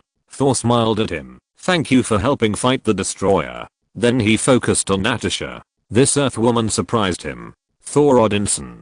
Natasha Romanoff. Thor knew that anyone who could pick up Thor's hammer must have extremely noble qualities and powerful strength. And Natasha, this seemingly weak woman, showed incredible strength and courage. "Natasha, you really impressed me." Thor walked up to Natasha and said, "I never thought that besides me, there was someone who could pick up Thor's hammer." Your strength and courage make me admire you deeply. If you are free, you are welcome to visit Asgard. Natasha nodded and said, thank you, Thor. I'm willing to visit Asgard. But I have to argue with my brother first. Do you need our help? I'm very dissatisfied with this guy, who messes around on Earth. Tony asked, standing by. No, this is our Asgard's business, I will give you an explanation. Thor shook his head and rejected Tony's kindness. After everything was over, Coulson also drove over from a distance with Eric and Daisy. He met the two people running on foot in the desert, brought them together, ran out of the communication isolation area, and asked Nick Fury for help. Excuse me. Hey, son of Cole. Are you okay? Thor looked at the dusty Coulson and thought he had an accident. So many agents were killed or injured at the scene. I want to ask you for details. Thor interrupted him. Listen, you and I, we are both fighting to protect this world. From today on, I will ally with you, but you have to return Jane's things to her. Hearing this, Jane immediately added, stolen, borrowed. Of course you can take back the equipment, so that you can continue your research, but I want to hire you. Coulson said to Jane with a smile. He had obtained Nick Fury's consent. Chapter 61. In Asgard, when Loki knew that the destroyer armor was destroyed, he came to the Rainbow Bridge and teleported Laufey and others to Asgard. Welcome to Asgard. Loki looked at his biological father coldly, and Laufey showed a weird smile. The frozen Heimdall watched Loki take Laufey and others into Asgard, leaving two frost giants to watch Heimdall, but they did not notice that the ice was slowly cracking. Thor came to the center of the landing point of the Rainbow Bridge and shouted to the sky, Heimdall, open the Rainbow Bridge. But Heimdall did not respond to him for a long time, and Thor looked at the sky in confusion. Heimdall? Tony stood aside and watched Thor shout a few times, but no one responded. Will he be in trouble? Thor was also a little worried, but he knew how powerful Heimdall was, and he firmly believed that Loki could not beat him. He doesn't answer. Then we have no choice. Tony looked at them from the side. Can't you go back by yourself? Thor shook his head. We can only enter Asgard through the Rainbow Bridge. Oh, that's troublesome. What if you can't go back? We will go back. Thor firmly believed that Heimdall would not have any problems. He must have been delayed by something.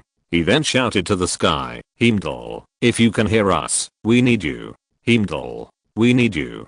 Heimdall listened to Thor and the others' voices and began to struggle hard, and more cracks began to appear in the ice. There were more and more cracks, and finally there was a bang, and the ice shattered, and the two frost giants immediately rushed towards Heimdall. But Heimdall directly cut off the head of one of them with a sword, and then pierced the abdomen of the other with a backhand sword. After getting rid of the two frost giants, Heimdall forced himself to insert the sword into the console and released the Rainbow Bridge. A huge storm vortex immediately appeared on the other side of the earth. Tony stared at this scene with wide eyes and immediately ordered Jarvis to record it. Thor took Jane's hand and hugged her in his arms. I want to go back to Asgard, but I promise I will come back to find you. He kissed Jane's hand gently and looked at Jane's face. It's a deal?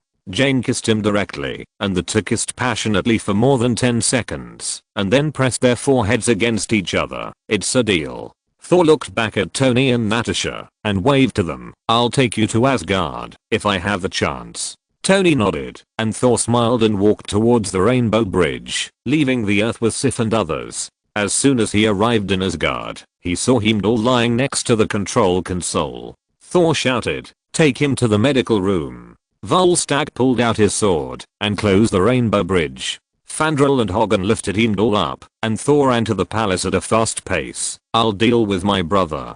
In Odin's bedroom, traces of frost appeared on the golden door. Queen Frigga immediately drew out the long sword placed aside, and Laufey broke the door with a frost giant. Frigga chopped down the leading frost giant with a sword, but was then knocked to the ground by Laufey. He ignored Frigga, who fell to the ground, but looked at Odin lying on the bed.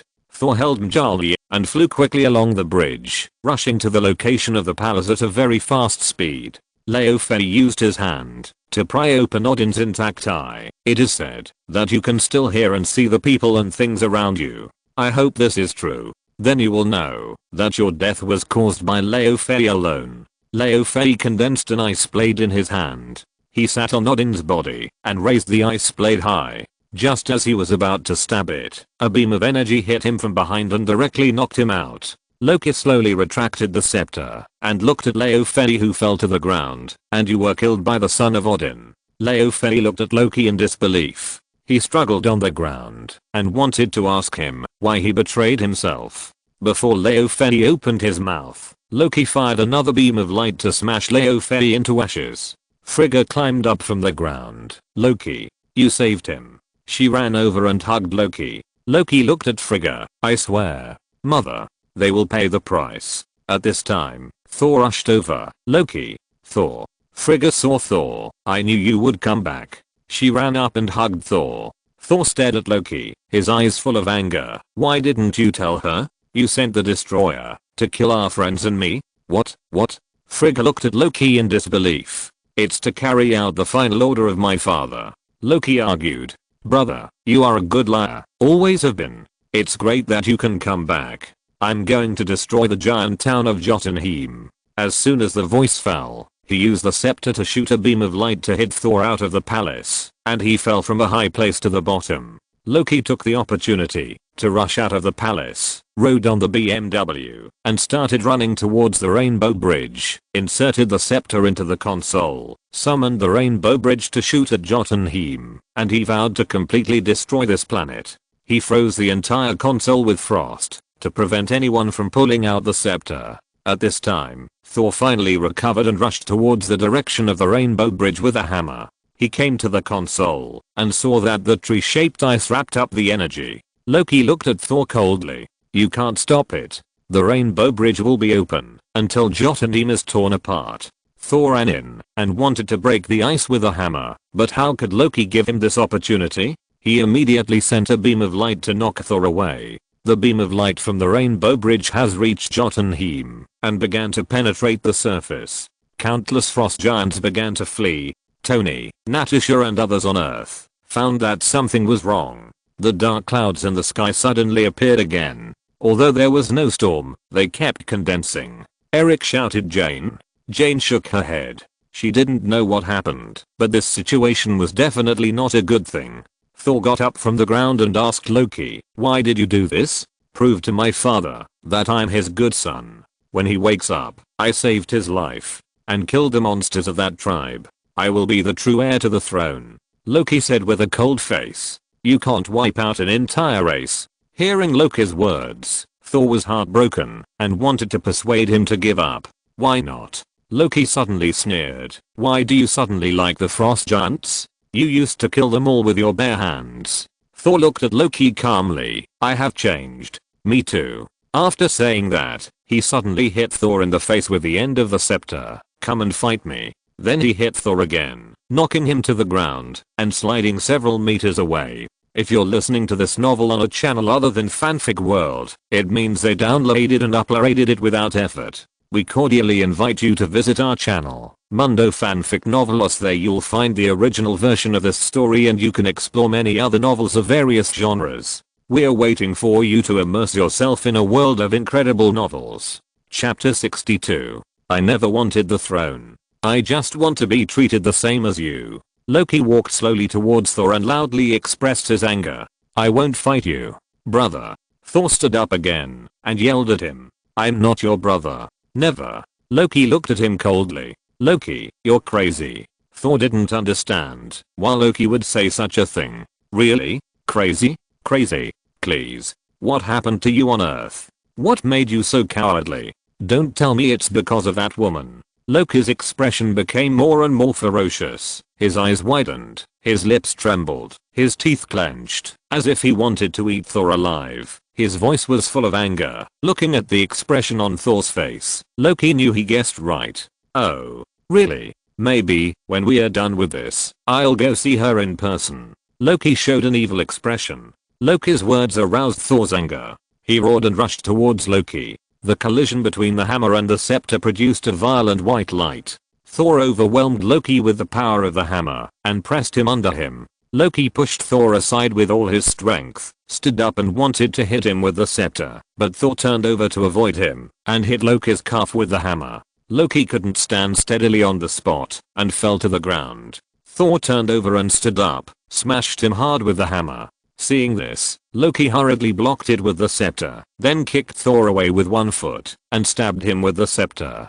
The two fought together. Loki held the hammer with the scepter and unloaded the force to the side. Then he hit Thor's back with the scepter. Thor couldn't bear the force and fell to the ground immediately. Loki jumped up with the scepter and stabbed Thor fiercely.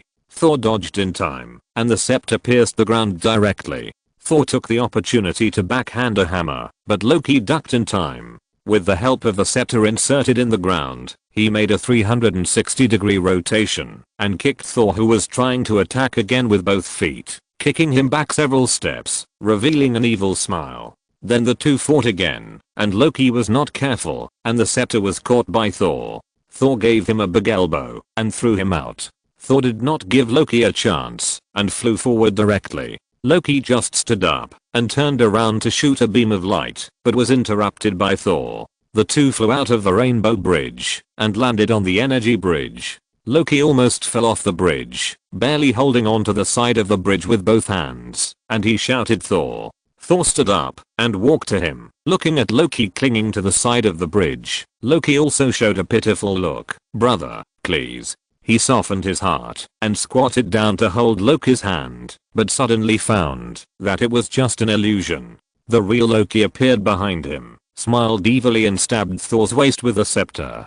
Thor fell to the ground. Loki created countless illusions to laugh at Thor, and then raised the scepter and wanted to stab him. Enough. Thor raised his hammer and summoned countless thunder and lightning, immediately blasting Loki away, and the illusion he created also disappeared. Loki fell heavily on the bridge, and the scepter also slipped out of his hand and fell to the side. Thor slowly stood up, walked to Loki, and then put the hammer on him.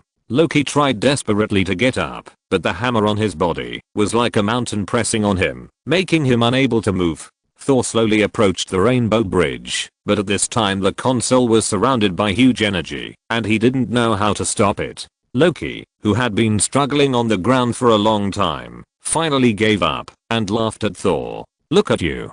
The powerful Thor, with infinite power. What use is it to you now? Did you hear it? Brother, you can't do anything." Listening to Loki's words, Thor's eyes flashed with blue and white light. Lightning struck from the sky, and his whole body was wrapped in lightning. He wanted to rush directly into the console. Just as Thor was attacking the Rainbow Bridge console, Odin, who was still sleeping, suddenly opened his eyes. The two energies collided with each other, and Thor slowly moved forward with huge energy, trying to forcefully break through the energy barrier and enter the console to deactivate the Rainbow Bridge. But as he rushed in, the energy became stronger and stronger. The fierce confrontation between the two energies caused Thor to be bounced back and fell heavily on the bridge. After Thor took 2 breaths, he raised his hand to summon the hammer. A stronger lightning fell from the sky. He swung the hammer and rushed to the control console again. Mjolnir burst out powerful lightning, combined with Thor's own divine power. In the fierce collision, he rushed into the control console, looking at the switch that was frozen, and smashed it with the hammer without hesitation. Loki sat up in disbelief and asked, "What are you doing? You can't ruin my efforts." After that, he picked up the scepter and rushed towards Thor. Thor hammered down several times in a row, and a large number of cracks appeared in the ice. As he took a deep breath and smashed it hard, a huge energy suddenly burst out. Loki was blown away. When he got up again, the Rainbow Bridge had stopped. Jotunheim survived, but the energy of the 9 realms was unbalanced, and the wormhole caused by the aftermath of the Rainbow Bridge was slowly shrinking. Loki stood by the bridge in despair, looking at the black hole below. Odin finally came to the two brothers at this time. "Father, I could have done it. I could have done it. For you. For everyone." Seeing Odin coming, Loki shouted at Odin. Odin looked at Loki's face and shook his head. "No, Loki." Loki failed to get his father's approval, and he slowly threw away the scepter in his hand. Thor realized what Loki was going to do, and looked at him with a painful face. "Loki, don't." "No." Loki faced Odin, smiled bitterly, and fell straight back. His figure fell towards the wormhole. Odin showed a sad look on his face. "No." Thor wanted to rush over, but was stopped by Odin. The wormhole swallowed Loki and disappeared. On Earth, Tony and others stood by the Rainbow Bridge, watching the dark clouds dissipate in a very short time. Is it over? Jane was a little depressed. She thought Thor would not come back. Tony walked to her side. You are the Jane Foster, right? Yes. He will come back. Don't forget that you still have to take the hammer to help him. But before that, do you want to check your body? Tony comforted her and reminded her that it would be better to check. This is for your own good. Cheyenne said that you will be taken away by the disease if you use a hammer while lying on the hospital bed. Isn't this telling you nakedly that you will get sick in the future? Tony spread his hands. He had thought of this before, but didn't have time to say it. Thank you, I will go check it out later. Jane nodded and thanked him. Chapter 63. After Tony had a brief chat with Jane Foster, he turned to look at Dr. Eric.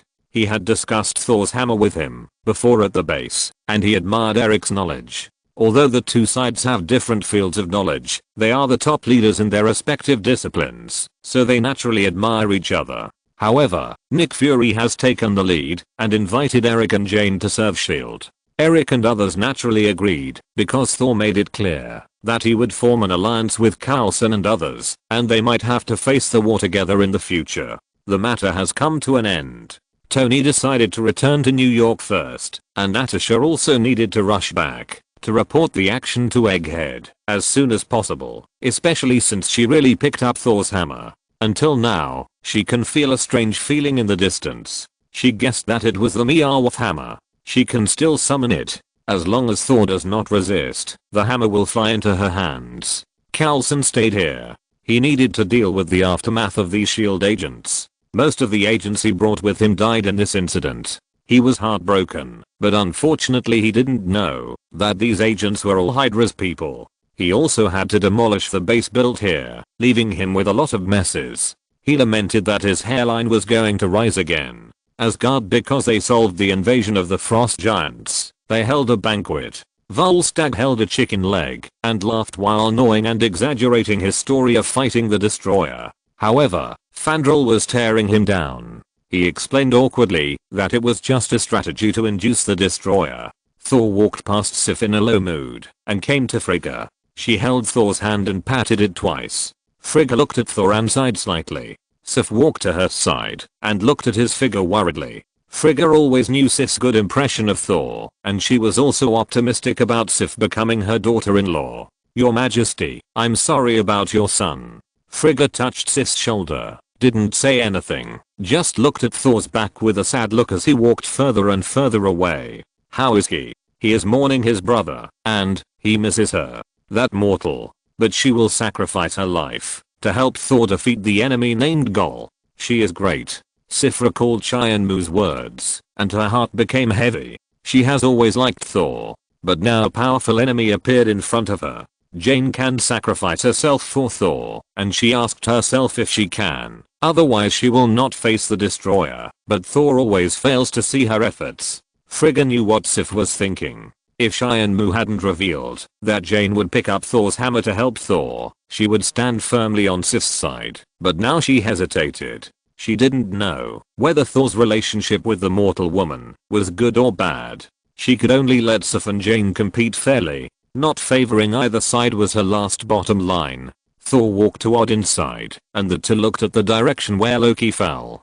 Odin said, "You will be a wise monarch. There will never be a wiser monarch than you, and a more perfect father." Odin lowered his head and looked at his feet, not knowing what he was thinking. "I have a lot to learn. I know now. Maybe one day, I will make you proud of me." Hearing this, Odin turned around and put his hand on his shoulder. "You have made me proud." Then he left there. After the banquet, Thor walked towards Heimdall, who was standing on the console and taking on his responsibilities again. "I want to use the Rainbow Bridge." "Not now." The Rainbow Bridge caused an energy imbalance between the 9 realms, which needs to be stabilized for a while, and you need to go to other worlds to quell the disaster caused by the energy imbalance. Thor was silent for a while and asked, "Can you see her?" "Yes." It was already dark, and Eric and Jane were packing up and preparing to leave their house. They would go to the place provided by Nick Fury for them to work. Jane could also get help from S.H.I.E.L.D. to find Thor.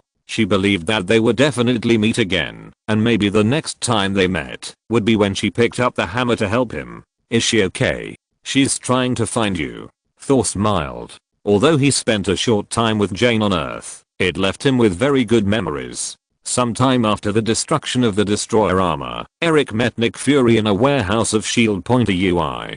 Drive Shavig. Eric turned his head and looked. Hello, Director Nick Fury. This place is like a maze. What did you ask me to do? I heard about the New Mexico incident. Your work has won the admiration of many people who are smarter than me. I didn't invite you last time because I still need to observe you. I'm honored. I have a lot of information in my hands. Foster's theory, the passage to another world, is unprecedented.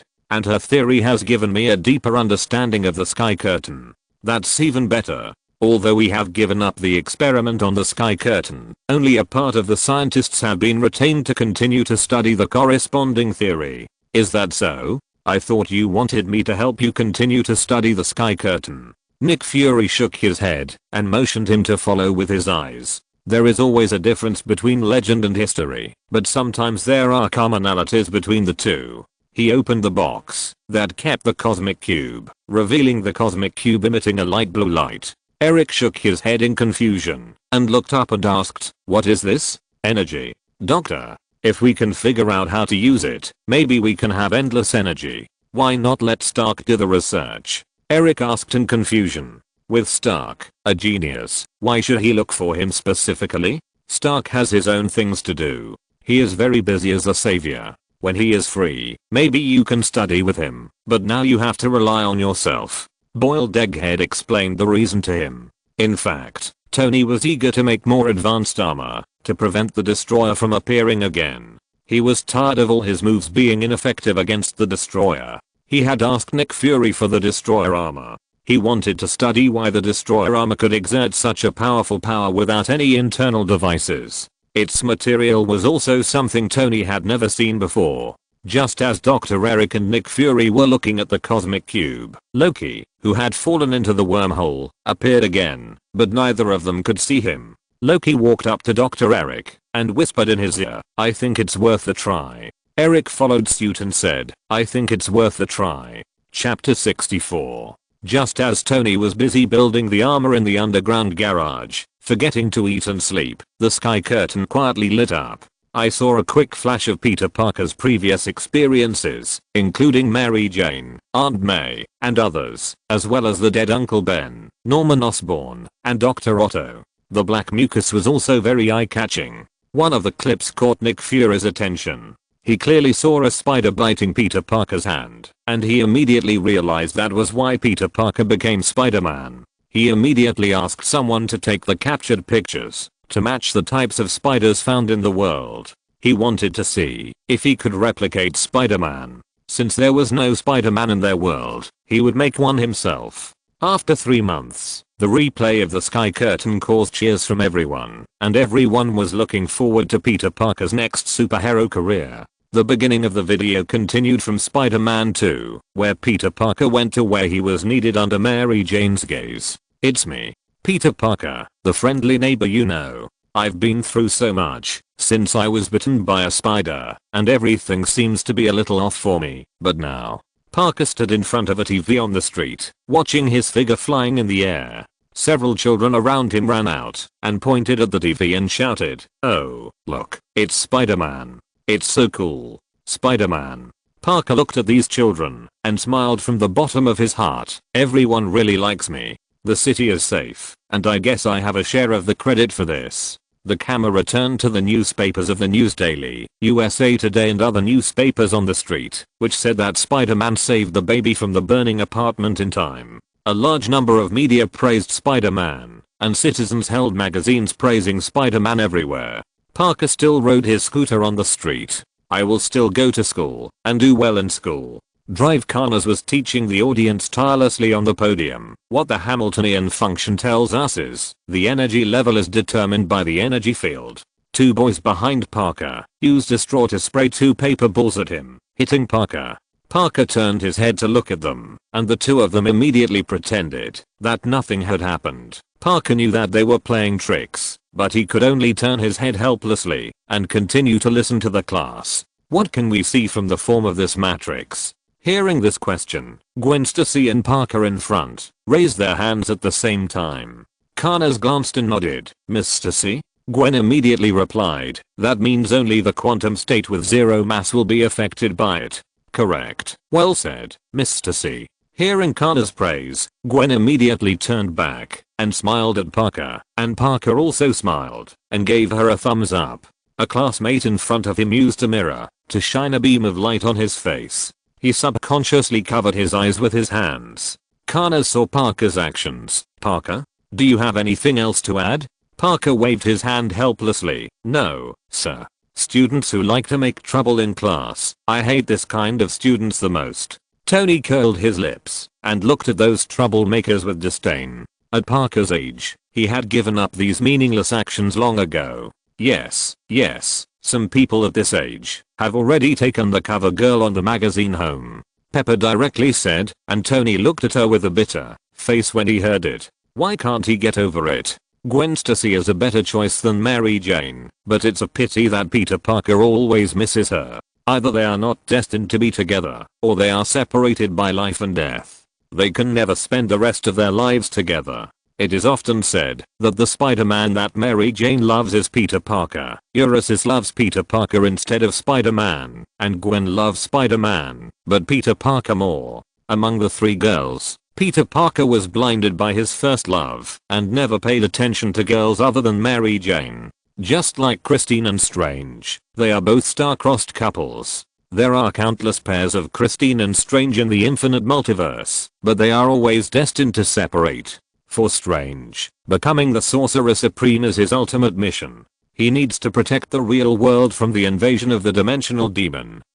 If he becomes the Sorcerer Supreme, he will be separated from Christine. If he does not become the Sorcerer Supreme, he will have to watch Christine. Ting died in front of him, and then became the Supreme Sorcerer. He always loses the most important thing in his life, and then regrets it. Some things can be found back, but some things can never be found back. It all started with the Ancient One. She has been guarding the real world for hundreds of years. She can't hold on. For her now, every minute and every second of time passing is a painful torment. She urgently needs to find a qualified successor.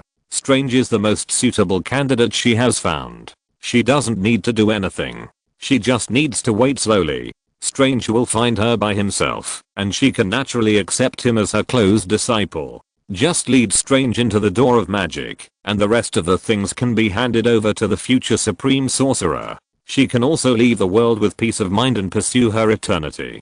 Parker stared at Cheyenne Moo in a daze. Although he didn't know who Strange was, he knew that the previous words were spoken to him. He thought about Gwen's smiles and frowns. She really liked to smile at him.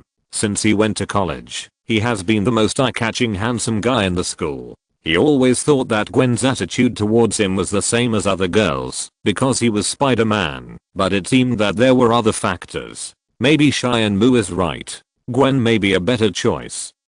Parker lowered his head silently. Cheyenne Moo's words touched him and made him want to try to have more contact with Gwen.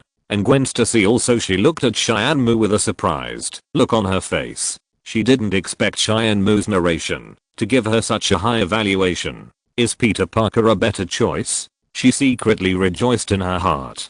After all, who doesn't like superheroes? Compared with Gwen, Mary Jane felt much worse. She was belittled by Cheyenne Moo in public, and she didn't understand why Cheyenne Moo said so. The information revealed by Cheyenne Moo immediately caused an uproar in the outside world. Nick Fury couldn't sit still immediately. He almost instantly determined who Strange was. After all, among so many strangers, there was only one who had Christine by his side. Strange Stephen. He took out his phone and was about to dial, but was suddenly pressed down by a hand. He looked up and saw a bold woman in a yellow robe in front of him. Hill immediately pulled out his pistol and pointed it at Guyi, who suddenly appeared. Guyi waved his hand and Hill's pistol suddenly flew out of his hand. She looked down at her empty Rao-ie and looked up at Guyi in shock. Lu Dantao put down the phone in his hand. Who are you? Gooey.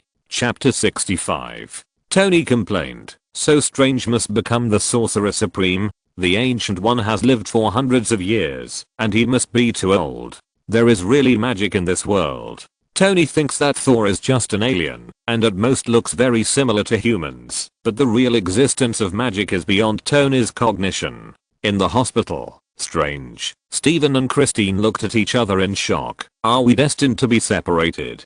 Christine felt inexplicably sad in her heart. She has always liked Strange. But Strange's feelings for her don't seem to be so warm. But she can hear from the words of the Sky Curtain narration that Strange must have feelings for her, and it may even be deeper than she imagined. In S.H.I.E.L.D., the fake man looked at the world that was spinning with a serious expression. Just now, their agents discovered the arrival of the Ancient One and wanted to rush in with guns. But unexpectedly, with just one move, the Ancient One's world was like a broken mirror, and all the agents outside the door disappeared. The wall of the office shattered and scattered around, revealing the people coming and going on the street, but no one could see them above, and the world was constantly twisting with the movements of the Ancient One. Don't interfere with Strange's affairs. When the time comes, he will naturally become my disciple. The Ancient One put down his palm, and the mirror world finally stopped turning. I don't know why the Sky Curtain did this, but since he did this, it means that the Sky Curtain doesn't want to see the same development. Nick Fury stared at the equally bold Ancient One with his one eye. Since Strange had firmly grasped the 1 in 14 million chance before, their people analyzed many possibilities, one of which was that the other party could predict the future and then act according to the development of that future, and this future could be achieved 100%. Ancient One fell silent after hearing this. She understood what Nick Fury meant. She also didn't know why Sky Curtain wanted to reveal these things. In the timeline she observed, Sky Curtain never existed. He transcended time and couldn't even observe the other party's existence from time. No matter what he did, the time stone couldn't observe it. Naturally, Ancient One didn't know what Sky Curtain would say next. The appearance of Sky Curtain disrupted Ancient One's plan. At first, it only played the life of Toby Spider, but the narration mentioned things about their universe from time to time, making many things different from the original. The storm caused by the butterfly is brewing. It hasn't really taken shape yet, but it has already revealed a trace. Maybe what you said makes sense, but Strange is destined to become the Supreme Sorcerer. Ancient One looked at Egghead calmly. Both sides are working hard to protect the world, and Ancient One doesn't want to conflict with them. I don't deny that he will become the Sorcerer Supreme, but he is only a surgeon now. Don't you think he is exposed to the enemy's eyes? We can protect him. Ancient One instantly saw through Nick Fury's thoughts. It was nothing more than selling favors to others before Strange became the Sorcerer Supreme. Ancient One didn't care about these, as long as Strange could take over her job. In addition to Shy and Moo, she could observe the situation of anyone else. Even if an accident happened, she could save it. Therefore, she didn't say anything more. She waved her hand to cancel the mirror space and disappeared in front of Nick Fury and Hill. Nick Fury, who came out of the mirror space, subconsciously pressed the corner of the table. The scene just now gave him a great shock. He never thought that S.H.I.E.L.D. would be invaded so easily, and their agents had no way to deal with it. Ancient One came and went as he said. For the first time, Egghead felt powerless. He didn't even know whether Captain Marvel could beat such a mysterious Ancient One. Crossbones looked at Nick Fury and Hill, who had just disappeared in the office, with a surprised look. He cast a questioning look at Nick Fury, and Egghead waved his hand to let them leave. He exhaled lightly, his expression calmed down, and looked at Hill beside him. I want to be alone for a while. Hill nodded, picked up the gun that fell beside him, and walked out of the office. Peter Parker walked to a store called Miller Pawn Shop. I fell in love with the girl of my dreams.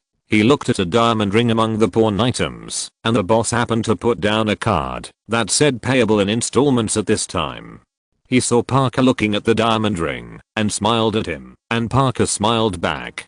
At night, in a musical theater called Memories of Manhattan, Peter Parker Harry walked to the front desk and greeted the ticket attendant. Ms. Watson left a ticket for me, Peter Parker. Parker sat in the good seat Mary Jane reserved for him, feeling very nervous. As the show opened, Mary Jane sang and walked down the stairs of the stage.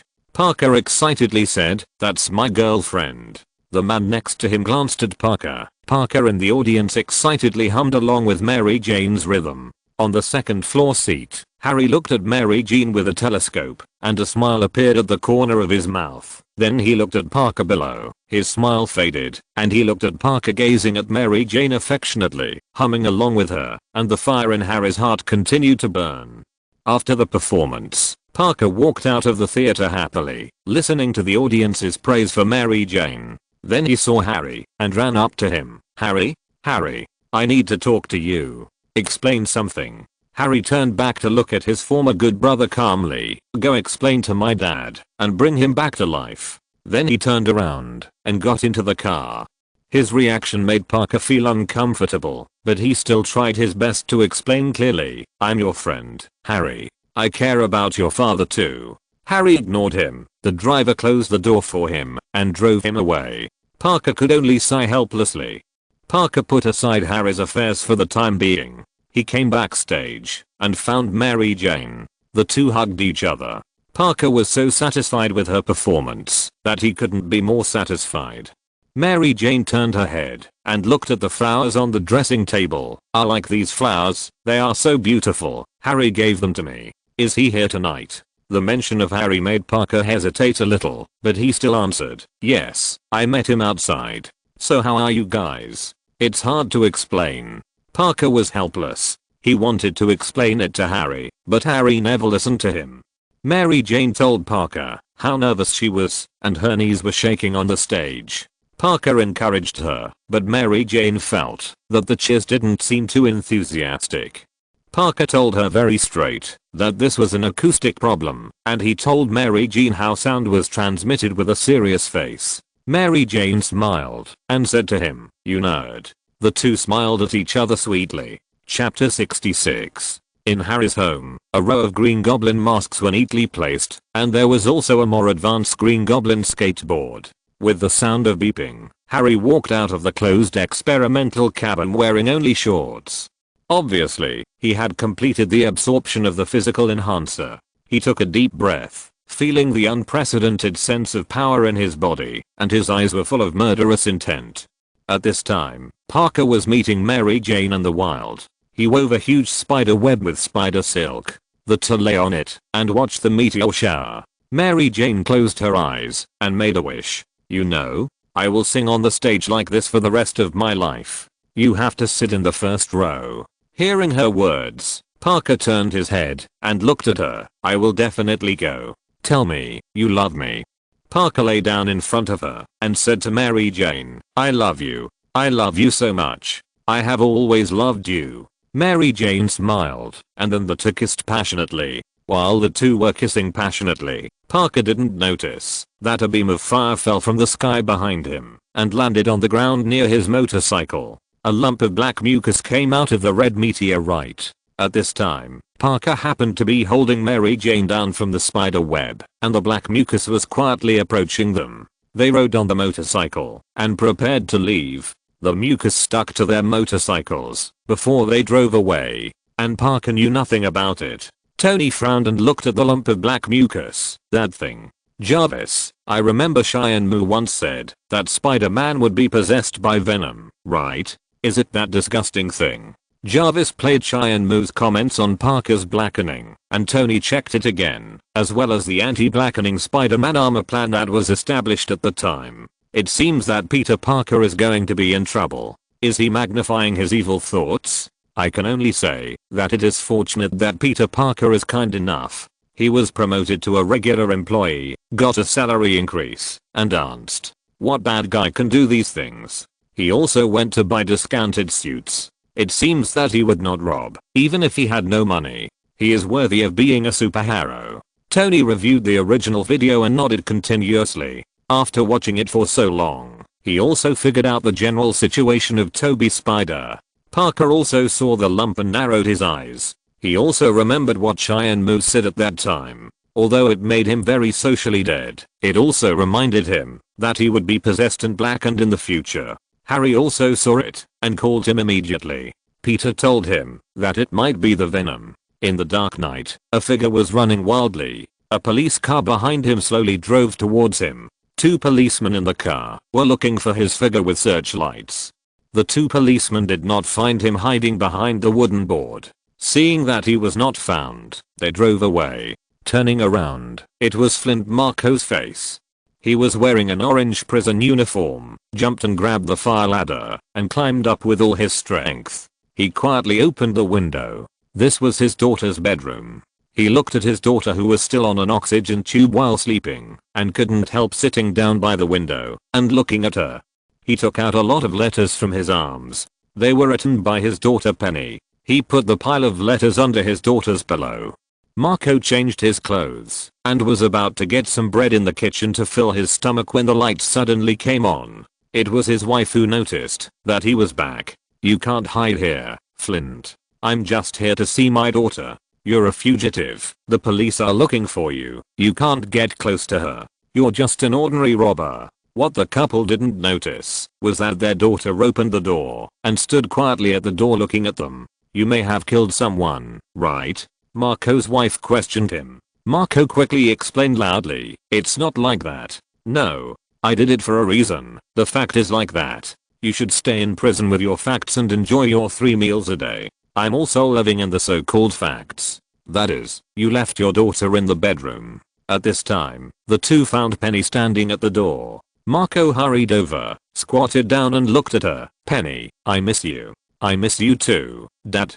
Penny put a necklace in Marco's hand. Looking at the necklace, Marco promised her, "I promise, I will definitely make your body better. No matter what, I will definitely get the money." Hearing Marco's words, his wife said angrily, "Get out of here, now." Marco turned around and climbed out of the window. Before leaving, he said to the mother and daughter, "I'm not a bad person, I just have bad luck." Marco was shocked. Since his accomplice killed Spider-Man's uncle last time, he gave up the robbery plan, but his daughter's situation was not optimistic, which made him take action again. He urgently needed to get money. After his accomplice Dennis Kerdon surrendered, he was detained by the police for a month because he did not commit any actual crimes. At this time, he also saw the contents of the sky curtain and hurried to find Marco. The 2 had a heated discussion again on whether the sky curtain would expose Marco's robbery. Marco was very short of money.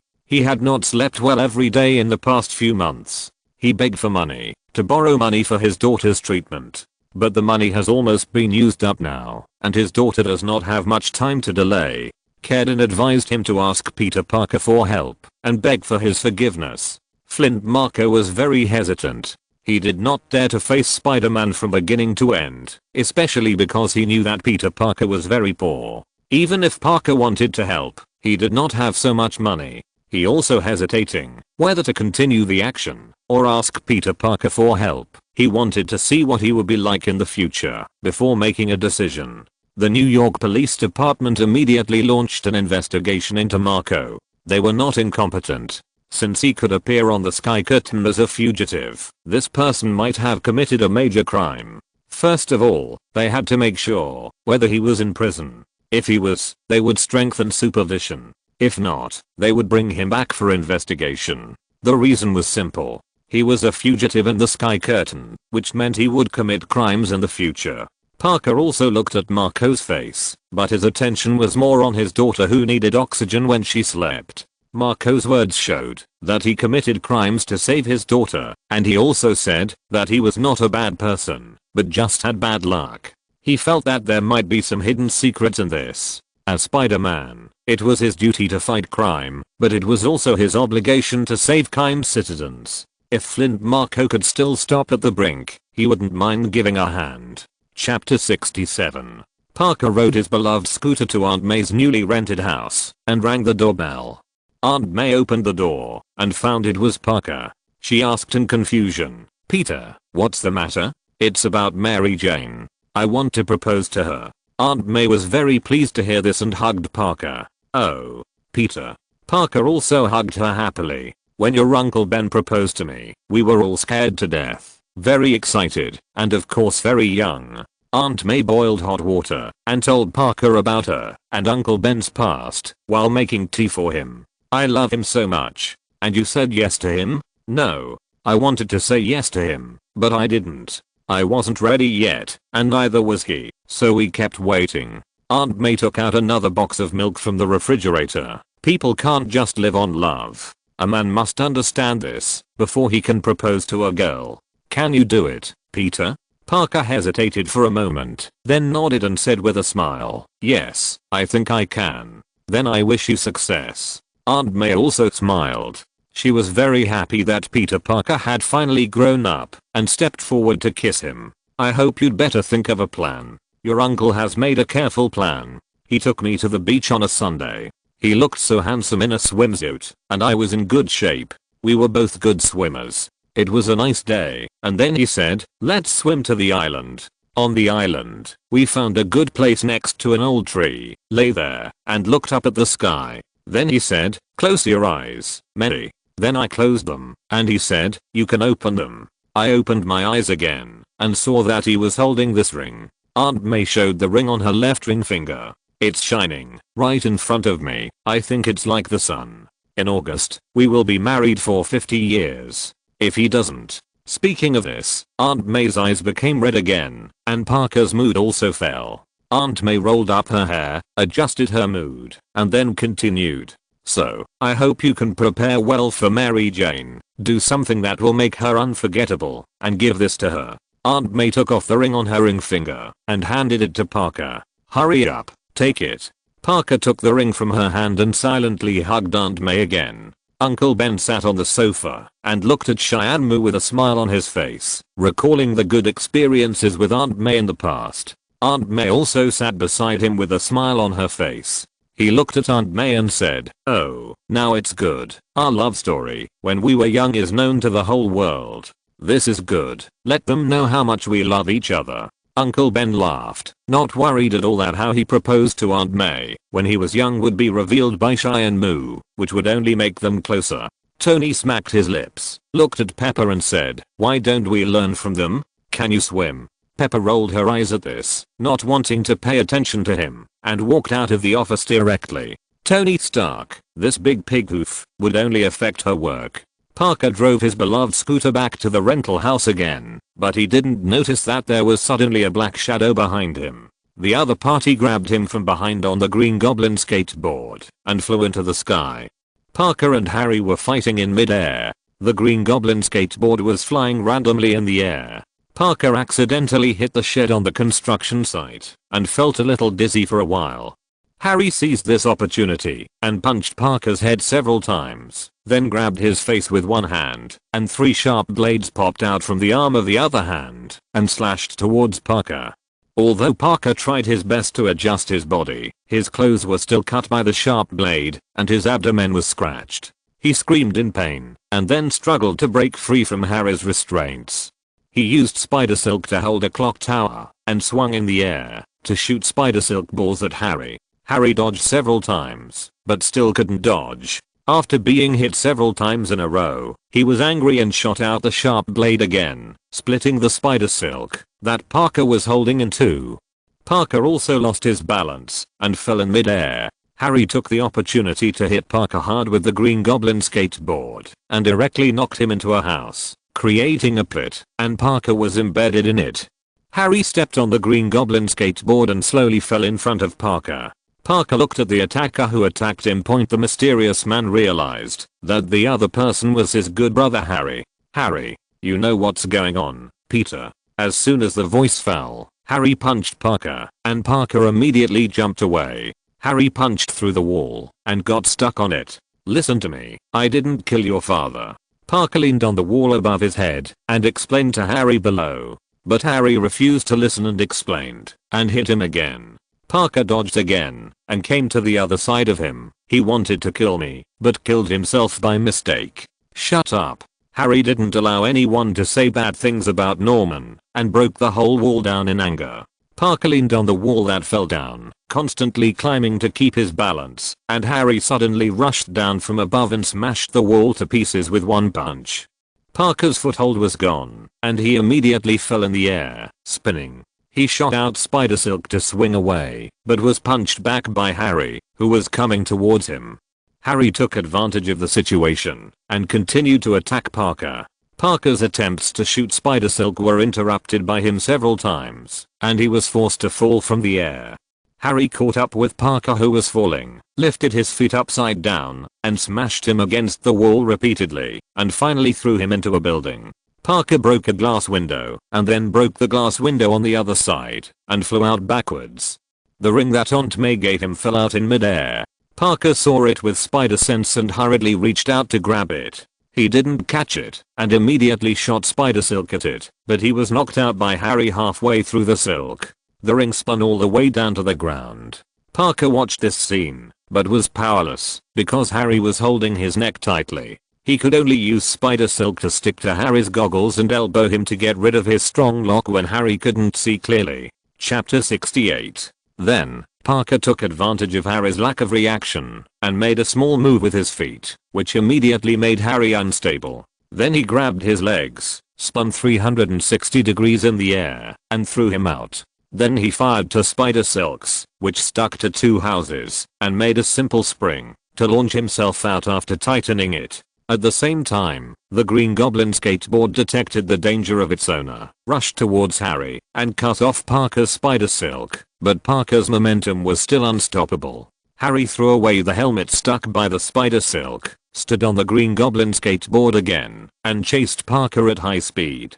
Parker swung the spider silk towards the ring, and Harry chased behind him, but Parker ignored him, and was determined to get the ring back. Harry knocked Parker hard to the top of a house. After Parker landed and rolled, he looked at the ring in his hand, and then saw Harry rushing towards him. He immediately ran backwards, and the Green Goblin skateboard easily cut through the metal pipes on the roof. Parker jumped off the roof at the last moment, and Harry missed. Parker kept shooting spider silk and wandering on the street. Harry suddenly sprinted down and soon caught up with him. Parker knew that he couldn't fight Harry with a Green Goblin skateboard on the street. That would be too unwise. So he decisively chose the narrow alley between buildings. The narrow passage forced Harry to enter sideways and avoid various obstacles on the way, but he still persisted in chasing Parker. "I'm still here, Peter." After rushing out of the narrowest section of the road, Harry yelled at Parker, and then he pulled out a sharp long knife from his back and slashed at Parker fiercely. Parker narrowly avoided his attack again and again. Harry chased him hard, but Parker always dodged at the critical moment. After many unsuccessful attacks, the Green Goblin skateboard under Harry's feet ejected a Green Goblin grenade, and he threw it at Parker. The round shape turned into a dart with two sharp blades in midair. When Parker saw this thing, he immediately recalled the scene of being scratched by Norman. "I hate these things." Harry threw one, but it was not enough. He threw out 6 more. They easily cut off all obstacles in the way and chased Parker. Peter Parker didn't have time to dodge at the first time and was scratched on his leg. Then he began to swing on the spider silk while dodging the attacks of these little things. Parker's spider silk was also cut off. He took advantage of the situation and jumped up to shoot the spider silk in the opposite direction, letting the dart pass over him and pulling himself towards Harry. Harry dodged his kick urgently, but Parker also passed through his back. In front of him, the Green Goblin darts were coming towards him. When Harry turned his head and looked forward, the darts were already in front of him. After barely avoiding the one that cut into his head, he could only block the darts with his hands, but he was still accidentally stabbed in the shoulder by one of them. Harry pulled it out painfully and threw it away, then flew in the air and continued to chase Peter Parker in the opposite direction. Parker turned over and fired several spider silk balls in succession to knock down some darts, then stuck one of them with spider silk and pulled it behind him. At the same time, he fired a spider silk forward to pull the house, just like in the Battle of the Clock Tower, using the reaction force to throw the Green Goblin dart at the last dart. The two darts collided in the air, causing an explosion. Harry rushed out of the explosion and just opened his eyes and looked forward. He saw a spider silk across him. It turned out that Parker took the opportunity to shoot it and stuck it on the house, and he tightened the spider silk at the other end. Harry was too late to react when he saw the spider silk. He flew off the Green Goblin skateboard and hit the pipe in front of him head first, then hit the air conditioner outside, and finally hit the trash can before landing. He lay on the ground and fainted. Parker looked at Harry lying on the ground motionless, and quickly jumped down to Harry. Harry. Harry. Parker saw that he didn't respond, and quickly lay down, and listened to his breathing. Harry's breathing had stopped. Parker hurriedly tore off the armor on his chest, and performed cardiopulmonary resuscitation for him. Harry, wake up. After pressing for a while, he listened to his breathing, but still didn't respond. Oh my god. Parker was a little overwhelmed, and quickly picked him up, and sent him to the hospital. In the operating room, doctors and nurses began to give Harry first aid. Parker stood outside the door and watched, wondering if Harry would die. Because of this, what should I do if I die? This is the result of not wearing a helmet, and you too, don't take it off casually. Pepper sighed, then glared at Tony, who nodded in agreement. Harry looked at himself, who was engulfed by anger, and was also very helpless. He estimated that, if he didn't have the sky curtain, and his father was killed, he would also fall into this crazy state. What's more, he injected a physical enhancer, and he didn't know whether such madness was the cause of the side effect. Now that the physical enhancer has been stopped, they didn't study it anymore. However, he also found the hidden laboratory in the villa from the sky curtain. He kept his father's things. These were Norman's hard work, and he didn't want these things to be destroyed. Although this made him bear some pressure from public opinion, with Peter Parker's guarantee, the people still believed in Parker. In the New York Police Department, a police officer stopped Captain Stacy and handed him a file. Flint Marco, we are sure he is the suspect in Ben Parker's murder. Stacy opened the file. What happened to him? Escaped from the prison on Rikers Island. What now? Still on the run. He showed up in the swamp. We found him. The scene changed. A police officer with a police dog was chasing madly, whistling to remind others. It's right there. Marco was running madly, with a large number of police officers holding flashlights behind him. He was blocked by a barbed wire fence, and the police dog took the opportunity to pounce on him. He slapped the dog to the ground with a strong slap, and began to desperately climb towards the barbed wire fence. The sign on the barbed wire fence read, "Danger. Particle Physics Experiment Facility Reserved Area." But Marco still didn't care so much, and climbed indirectly. The police saw him climb over the wire fence, and sent people to surround him from both sides. Marco ran in panic and suddenly fell into a big pit. The police outside the wire fence looked at Marco, who suddenly disappeared in confusion. Where did he run to? Marco rolled all the way down to the middle of the big pit, and found that it was a place surrounded by cement. The walls were very steep and smooth. Just as he was still watching, a light suddenly lit up above his head. If you're listening to this novel on a channel other than Fanfic World, it means they downloaded and uploaded it without effort. We cordially invite you to visit our channel, Mundo Fanfic Novelos. There you'll find the original version of this story, and you can explore many other novels of various genres. We're waiting for you to immerse yourself in a world of incredible novels. Chapter 69. Marco was blinded by the sudden bright light, and the equipment above his head began to emit a sharp explosion. The researchers in the laboratory have already prepared for the experiment. The capacitor is charged. Okay. A blonde, fair-skinned and beautiful experimenter looked at the data and said, "Donnie, there is a small fluctuation in Unit 1. Several scientists also noticed it, and one of them said, the mass of the silicon element has changed, and something has broken into the experimental field. Another experimenter didn't care. It might be a bird. It will fly away soon. Start molecular synthesis." As the switch was pressed, the equipment in the experimental field also started to operate. Marco looked at the equipment that began to rotate above his head, and was a little overwhelmed for a while. 3 metal energy columns surrounded him in the middle, and the speed of rotation was getting faster and faster. He realized that something was wrong, and tried to rush out, but was easily bounced back. When he got up, the speed of the equipment had reached the maximum. A strong storm formed around him, completely trapping him in it. A large amount of sand was rolled up, and as the equipment continued to operate, it invaded Marco's body. All the cells and blood vessels in his body were wrapped by silicon crystals, and the whole person began to turn into sand from the inside out. Marco looked at his fingers that turned into sand in horror. The violent wind easily blew away his fingers, and then his body began to turn into sand and was blown away. Marco screamed in pain, but no one could hear his voice. In the end, he disappeared in the experimental field. When the police arrived with a police dog, there was only sand and the slowly stopped equipment in the pit, and Marco's figure had long disappeared. Marco's wife hugged him in horror. Marco himself didn't expect that he would be so miserable and disappeared in the sand. Those damn scientists. They were so careless that they killed a life. He doesn't deserve to be a researcher. A citizen stood up and accused loudly. His words aroused the sympathy of many people watching the sky curtain.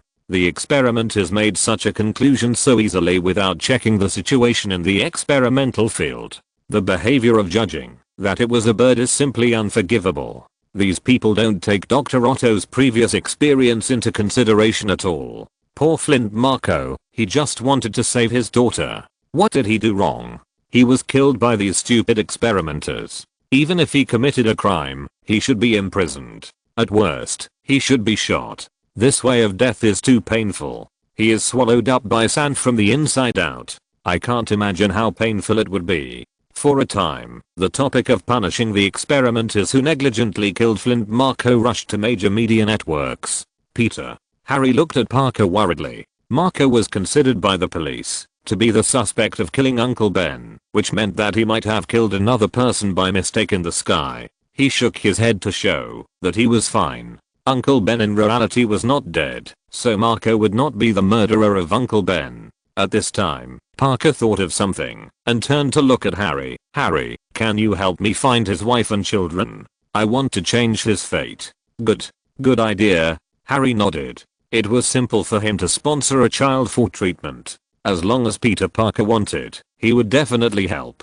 Not to mention that curing a penny could save 2 lives and improve the public's favorability towards the company, which was also a good thing for Osmus Industries. In the hospital, Parker sat on a bench outside the operating room, waiting for the doctors and nurses to come out. A doctor came over, and Parker immediately stood up and asked, "How is he?" "He will get better, but he may have memory loss, especially his short-term memory. He doesn't remember the accident now, and everything that happened around him recently." When the doctor said that Harry's life would not be in danger, Parker smiled, but the doctor's words made him feel nervous again. He looked at the doctor worriedly. Will it always be like this? Maybe, only time can tell. He's awake, you can go see him. The doctor couldn't guarantee whether he could recover his memory. Oh, I'd better wait a moment. Parker was afraid that Harry would remember those things when he saw him, but the doctor mistakenly thought that Parker was afraid of disturbing Harry's rest. It's okay, just tell him briefly, he still needs to rest.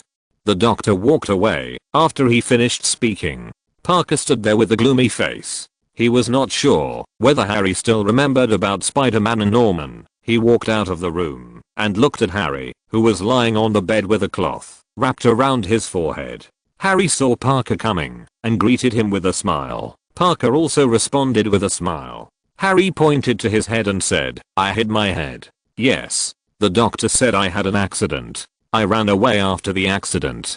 I can't remember anything. My father, he died, right? This is incredible." Hearing Harry's words, Parker nodded gently. Now there is good news and bad news for him. The good news is that Harry has forgotten those bad things. The bad news is that he was seriously injured because of this. He may recall those things later, and then they may have conflicts again. "Hi. I came as soon as possible." Just as the two were talking, Mary Jane hurried in from the door. Looking at Mary Jane coming in, Harry smiled and said, "I know this face. How are you?" Mary Jane leaned against Parker and asked, "I don't know. The last thing I remember is that I was fine, somewhere. You are fine now too." Mary Jane comforted him. Parker looked at Harry with mixed feelings. Without saying a word, "We all love you, Harry." Mary Jane smiled at Harry. "It feels like I've been out for a long time, and now I'm home again. It's great to see you back."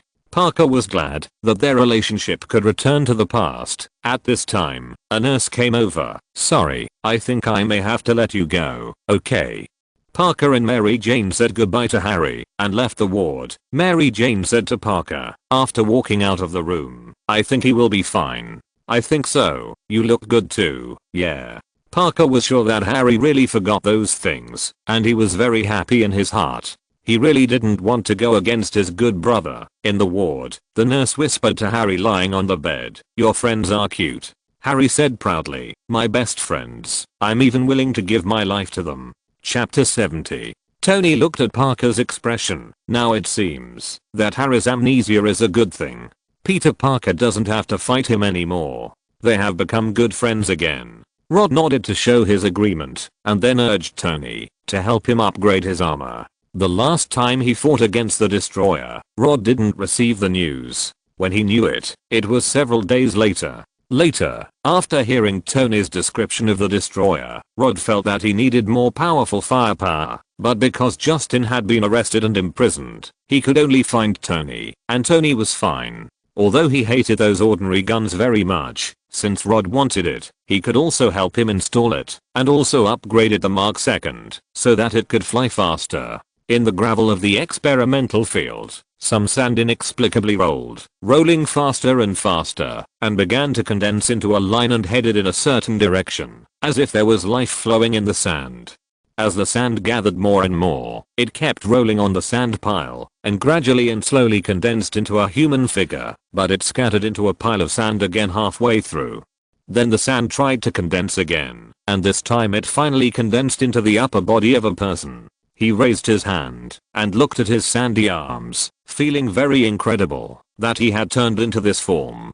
Marco couldn't help but cover his head. He didn't know how he could face his wife and daughter in this ghostly appearance.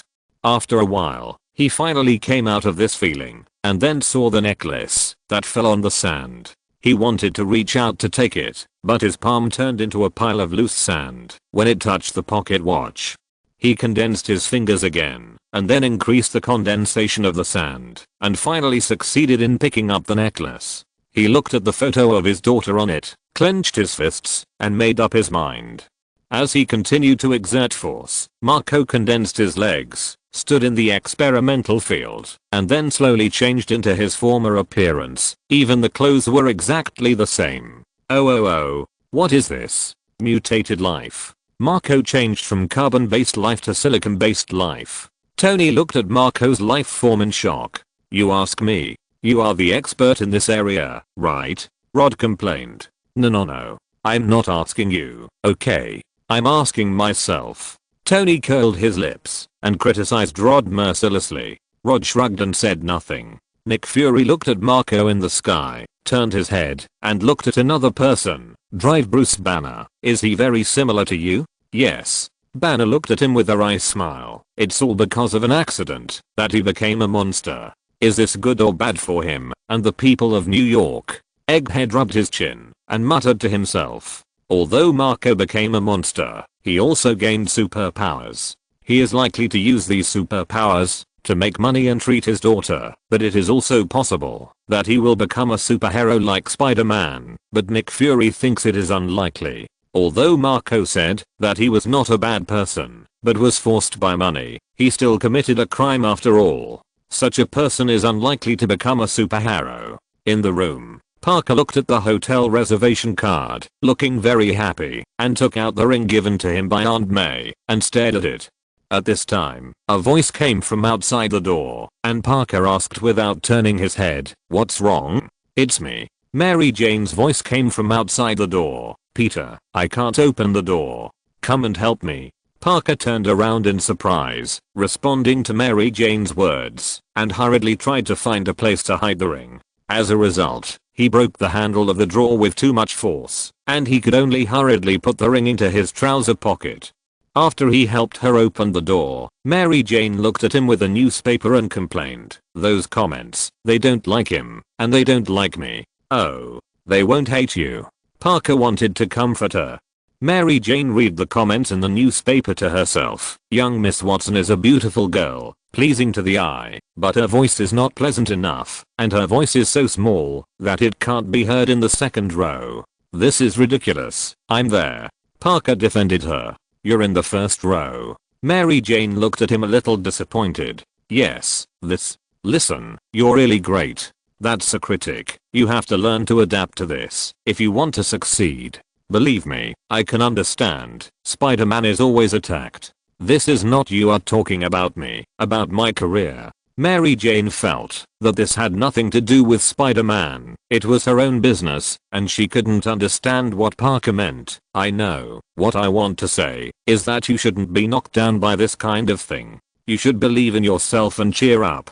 You are on the right track, Anne. But Mary Jane obviously couldn't listen to Parker's words, interrupted him and said, "Don't talk to me about this anymore. I really hope you can understand how I feel." She looked at Parker with disappointment and suddenly felt that Parker didn't understand her at all. Parker could only smile in response. Mary Jane turned her head and stopped looking at him. She sat on the chair and looked up at Parker. I saw these remarks, just like my father wrote them." At this time, the police radio broadcast interrupted the conversation between the two. Seeing that Parker's attention was attracted, Mary Jane turned her head and glanced at the listener with a helpless expression on her face.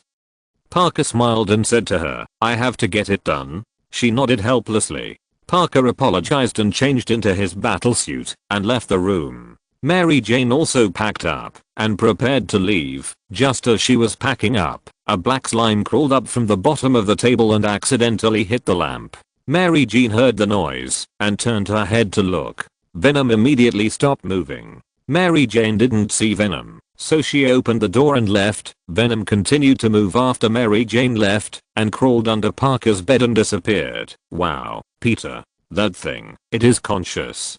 Dr. Otto frowned and stood beside Peter Parker. Today Parker came to Otto to ask about nuclear knowledge. Parker nodded with a serious expression.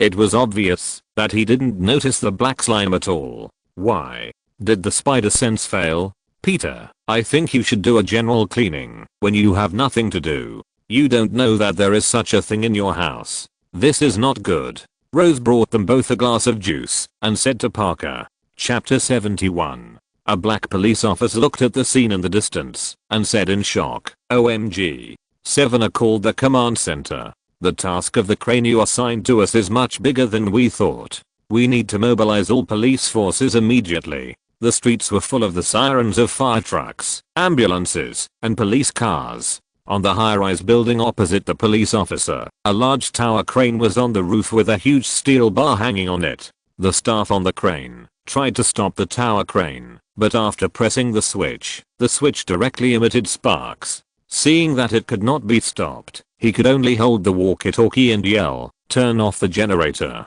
Hurry up." At this time, Gwen was taking photos on a floor of the building opposite the tower crane. After taking many photos, the photographer suddenly found something strange. "What is in the background?" Several models turned their heads and looked back when they heard the words. They saw a huge steel bar hanging from the tower crane coming towards them. Gwen and others screamed in fear. The steel bar directly broke the load-bearing column and the load-bearing wall.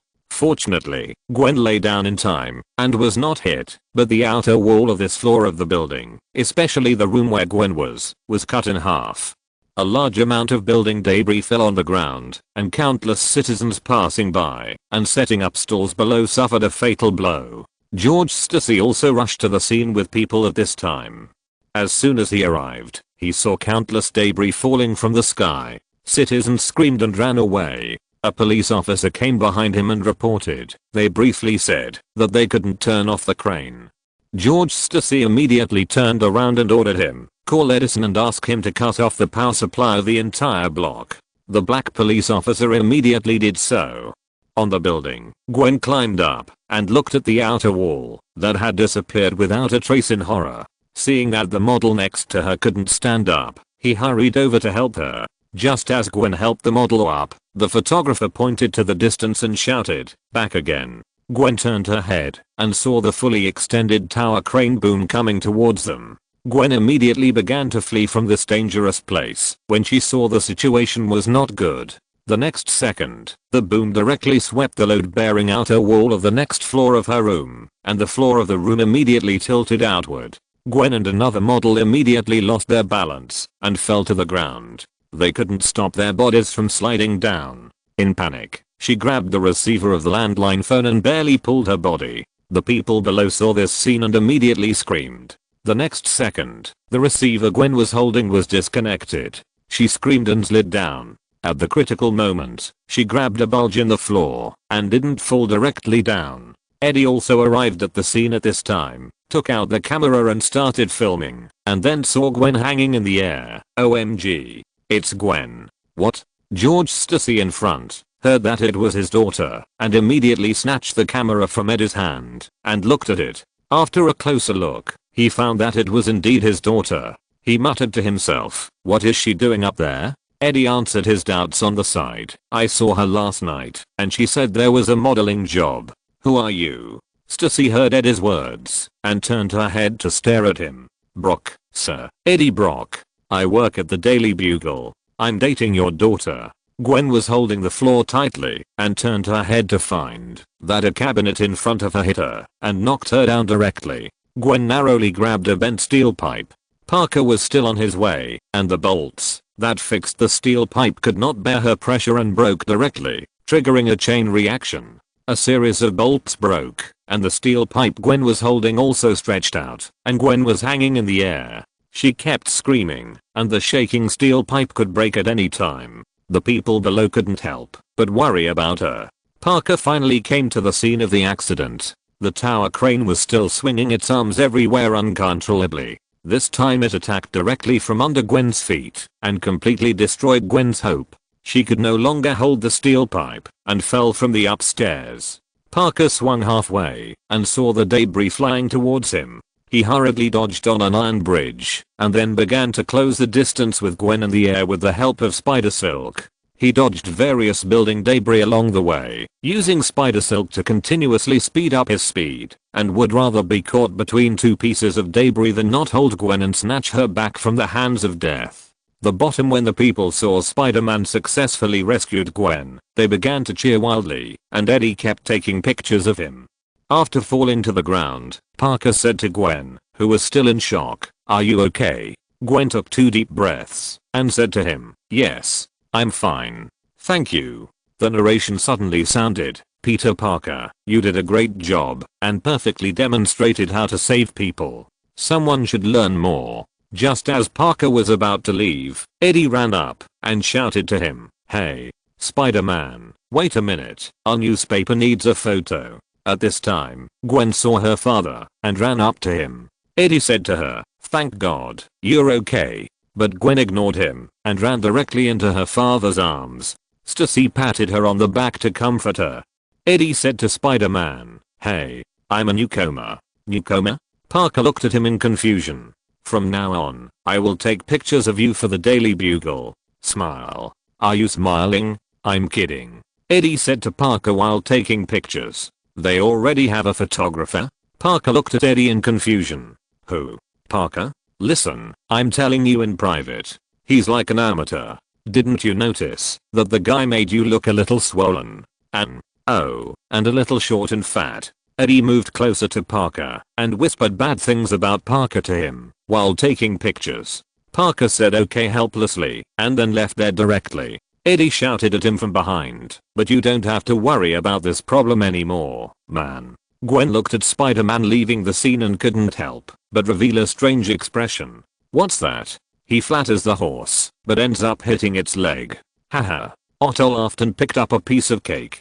Parker was a little embarrassed that he was mocked for his poor photography skills. But now he has a photographer, provided by the police, to take pictures for him and then distribute them to many newspapers because the owner of the Daily Bugle is his fan. He still gave a copy of his photo to the Daily Bugle, otherwise it would not be long before the Daily Bugle sales would drop sharply because there was no photo of Spider-Man. Chapter 72. Tony didn't pay attention to Eddie's suicidal words. He focused more on Gwen's expression. Gwen had a certain good impression of Peter Parker. Both of them were academic masters. When faced with the teacher's questions, they both raised their hands at the first time. Gwen would turn around and smile at Parker, and Peter Parker would also praise Gwen. Eddie said that he was dating Gwen, But after Gwen was rescued, she didn't pay much attention to him, but went directly to her father, which shows that the relationship between the two was not that close. After Gwen was rescued, there was clearly something unusual in her eyes when she looked at Spider-Man. From the words in the sky, it can be concluded that Gwen was not with Peter Parker. Tony didn't think that the double good impression of Peter Parker and Spider-Man would fail. It can only be said that there must be a misunderstanding. Now he only wants to eat the melon between Peter Parker, Mary Jane and Gwen, oh, and the landlord's daughter. Tony is sorry that he forgot the name of the landlord's daughter. Fortunately, Jarvis reminded Tony that her name is Urasu. The 4-person love story always makes people want to watch the drama, but what Tony didn't understand was who the person in the narration was. Why should he learn from Parker? Inside the Daily Bugle, Spider-Man 1.5 looked at Hoffman and asked him to give him something amazing. Hoffman put a label with the Daily Bugle on it and then put several more in a row. Cheers. Now, wow, excellent. He looked at Jameson with a smile. The guys in the advertising department and I have come up with some slogans. As you wish, the circulation of our newspaper is already great. Before Jameson could get happy, he poured cold water on him again. Although it's not as good as the New York Times, the Daily News, the Post, and some other small. Listening to his words, Jameson's blood pressure rose sharply, and he roared, "Hurry up and continue. You useless." Before he finished speaking, there was a harsh sound outside, and his table shook. He looked outside the office unhappily. "What's wrong again?" "Your blood pressure. Mr. Jameson, your wife asked me to keep an eye on you. If you get angry," Miss Brent explained. "Go tell my wife." He yelled at Miss Brent, then whispered with a smile, "Thank you very much." Then he motioned Hoffman to continue. "So, I came up with some promotion plans." Hoffman pointed to the label on the whiteboard and began to explain. Listening to Hoffman's words, our 1.5 generation Spider-Man's blood pressure began to soar uncontrollably again. Just when he began to get impatient, the table suddenly trembled again. He looked outside helplessly, and Miss Brent reminded him, "It's time to take medicine." After saying that, she smiled at him. Jameson could only reach out for the medicine, but the table trembled again. Not that. Reach out again. Tremble again. Not that. Jameson felt like a volcano that could erupt at any time. It took him a few seconds to suppress the blue veins on his forehead. He wanted to reach out for another bottle. After hesitating for a while, he pointed at the bottle of medicine. Brent outside nodded, and he smiled and picked it up. He just unscrewed the cap of the medicine bottle, and the table began to shake again, and more than half of the medicine in the bottle flew out. He put the bottle down helplessly. Miss Brent reminded him belatedly, "Drink more water." He took several deep breaths and finally suppressed the evil fire in his heart. He held the microphone and whispered, "Thank you." Then he smiled and made a gesture to Hoffman. "Go on." Ha ha ha ha. Tony laughed so hard that his thighs turned red. The 1.5 generation Spider-Man was eaten by his wife. Rod next to him also kept his face red before he laughed out loud. Jameson covered his face. After a month, he became a celebrity in the Skydome again. He could already imagine that from now on, in addition to the pirated Spider-Man, he would have another nickname, Henpecked. Maybe he would become Henpecked Spider-Man who is henpecked. He was sure that his competitors would not miss this opportunity to laugh at him. He would definitely be on the front page tomorrow. The only benefit was that the popularity of the Daily Bugle was raised again. Although it was in the form of the boss's embarrassment, it did not prevent Miss Brent and others from watching the fun. To be honest, I've never seen him like this. Miss Brent covered her mouth and laughed secretly. Hoffman couldn't help but twitch his shoulders smoked. Hoffman. Come in. The unfortunate Hoffman was too tall, so Jameson saw him in the office and knew that he was trying to hold back his laughter, so he yelled at him. Eddie came in with his hand raised, humming a little tune. Miss Brent licked the seal of the letter with her little tongue, closed it, and looked at Eddie who came over. "He's busy." "Oh no, I just want to chat with you, beautiful." Eddie approached Miss Brent, and she immediately smelled a strange perfume. "What's that smell?" "It's just Clairol." "What perfume are you wearing?" Eddie winked at her, trying to flirt with her. Miss Brunt smiled and said the coldest words with her 36.7-degree lips. I used get out.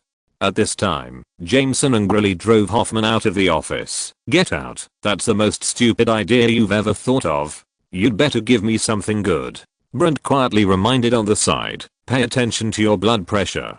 Jameson raised his hands to show that he knew, and then returned to the office, and Eddie followed him in. Miss Brunt saw this and shouted, hey, where are you going? With the spread of the sky curtain, Brunt's beauty and charm have long spread throughout the world, and this time her unique way of sealing letters with her tongue has made countless old perverts crazy. These old perverts flocked to Miss Brunt's letters. They spent a lot of money and time just to get a letter sealed by her hand. They lined up at the door of the Bugle daily, hoping to have a chance to meet Miss Brunt and get her favor. Miss Brunt felt very helpless and annoyed with the behavior of these old perverts. She didn't expect that sealing the letter with her tongue in the sky would cause such a sensation. She tried to refuse the requests of these old perverts, but they became more and more crazy and even began to harass and threaten her. In this situation, Miss Brunt had to seek help. She reported the situation to the police and Peter Parker and asked them to take measures to protect herself. After listening to her, the police took this issue very seriously. They immediately arranged guards to protect Miss Brunt's safety and issued a statement condemning those who harassed and threatened Miss Brunt. Parker also used spider silk to invite these old perverts to experience the joy of sleeping in a spider web for a while. Chapter 73. Eddie, who successfully entered the office, looked at Jameson excitedly. Spider-Man 1.5 asked in confusion, who are you? Robbie explained, you officially hired him last week, a freelance journalist. I hired him? What's that smell? It was obvious that Jameson had forgotten about him, but he smelled a strange smell before he finished speaking. Eddie introduced himself. My name is Brock, Eddie Brock. Can I take the liberty to tell you that I like your shirt very much? The two shook hands. Then Eddie handed him the photo of the tower crane incident he took. This is a photo of the crane incident. Take a good look. Spider-Man 1.5 took his photo and showed off to Robbie. He said he likes my shirt. At this time, Parker also came in. He greeted Miss Brunt. Hey, Betty. Hey, Peter. When Parker approached, she reminded him softly, you'd better go in right away. There's a new guy. He's going to sell his Spider-Man photos. Parker glanced into the office and said thank you to her. Then he walked into the office. Seeing Parker coming in, Jameson immediately said to him, Parker, you are late. Maybe too late. Blake has already defeated you. Eddie corrected, it's Brock, sir. Eddie Brock. Parker didn't comment on Jameson's words and took out his own photo. But I got this for you. But he already got this for me. Jameson pointed to the photo in Robbie's hand, and Robbie took Parker's photo and started to look at it. Eddie glanced at Parker's photo and looked at him strangely. I didn't see you there. How did you get so high up? Parker raised his eyebrows. I climbed up and almost fell from the flagpole. Flagpole? Eddie recalled in confusion that he didn't seem to see a flagpole nearby. Who should we use? Robbie asked Jameson. I like Brock's. It's better. Jameson added, it's cheaper too. Congratulations, we'll use you. I'll pay you $50. Robbie turned around and said to Eddie. Eddie immediately complimented him. Great. Boss James. Now I'm your man. I know how to take good photos better than those ordinary photographers. You see, photography is not just about those, no harm, flagpoles or anything else. It's about combining light, layout and dramatic effects. I want this job, sir. Eddie boasted about himself while belittling Parker and pretended to tell Parker that he had no ill intentions. At this time, Miss Brunt came in with a document and Jameson signed it casually. Brunt used her fingers to dip into her saliva to change the pages. Jameson kept signing the document while listening to Eddie flattering him. There's another girl I want to spend my life with. I guess. I don't know. I have a stupid little dream, which is to work with the greatest newspaper editor of this era. That's J. Jonah Jameson. Jameson watched his performance with a cigar in his mouth, waved Miss Brunt away. Oh, there is a vacancy in the newspaper. Johnson resigned, remember? He asked Robbie. You fired him. Robbie replied. Whatever. At this time, Parker who had been listening, interrupted him. Wait, I know what a good photo is, and I have been here for a long time. If there is a job, I think it should be given to me. Robbie agreed on the side. He's right, Jonah. Peter has worked with us for many years, and he has done a great job. You want this job, you want it too, so does anyone care what I want? At this time, Hoffman opened the office door. I care. Shut up. Get out. I want public knowledge. I know Spider-Man is just a petty criminal. He's a fake, all sticky. We have to catch him. Whoever can take a picture of Spider-Man doing something bad will get the job. What are you waiting for? Chinese New Year? Go. Eddie immediately agreed. I'll go right away, boss. Parker followed him out of the office and said to Eddie from behind, "You'll never be able to take a picture." Eddie said with disdain, "Oh, just wait and see." Tony looked at Eddie's exaggerated performance with a look of disgust. He hated this kind of people who said one thing to one person and another thing to another person. Apart from belittling others, he didn't see what ability Eddie had. Rod complained, "Does he treat people as fools? Say bad things about him in front of Parker? Robbie probably won't like him now. He has offended 2/3 of the backbones before he even started working." Uncle Ben looked disdainful at Eddie's clown-like performance. He only knew how to elevate himself by belittling others, but he couldn't go far. Parker didn't feel anything about it. He was no longer the poor and destitute self in the sky. His mentality was different, so he was very open-minded.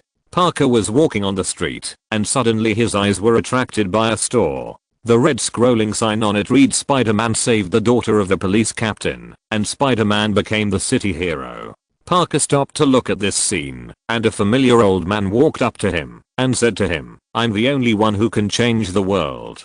Parker wanted to say something, but was interrupted by him. No need to say more. Then he left, leaving Parker alone watching with a smile on his face. Harry, who had been hospitalized for many days, finally returned home. The butler Bernard smiled and said to him, "Welcome home, Harry." Harry went up to hug him. "Thank God you are okay." "Thank you, Bernard."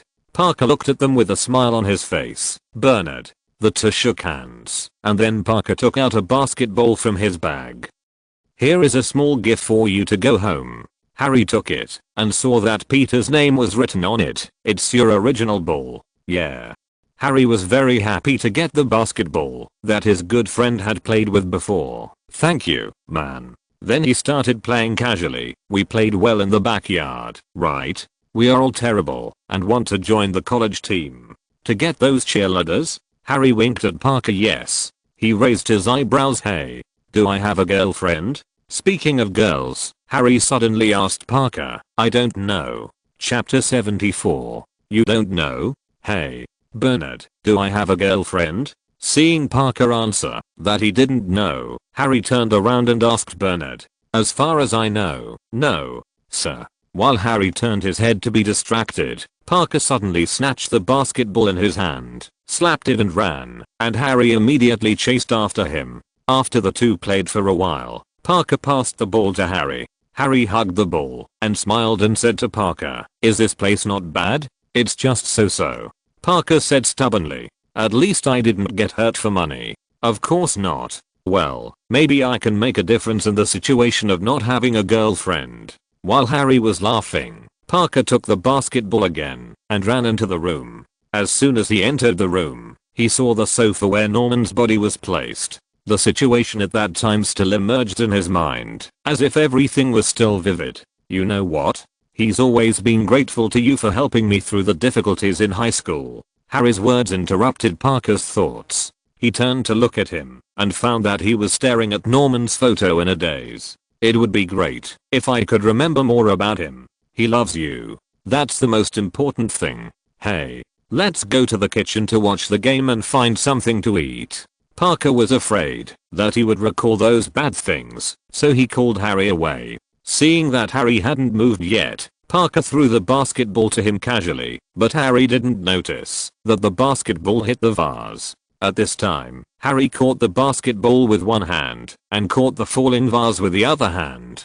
Parker looked at him a little surprised, but Harry was more surprised. "Did you see it? Your reaction is still very fast." "Yeah." Harry turned his head to put the vase in place, but Parker's expression was a little solemn. Although he had lost his memory, Harry's physical fitness had not changed. It seems that this physical enhancer is still somewhat useful, but unfortunately the negative effects are too great. As long as there is a little negative emotion, it will be triggered by it. In severe cases, it may even form a second personality, just like Norman Osborn.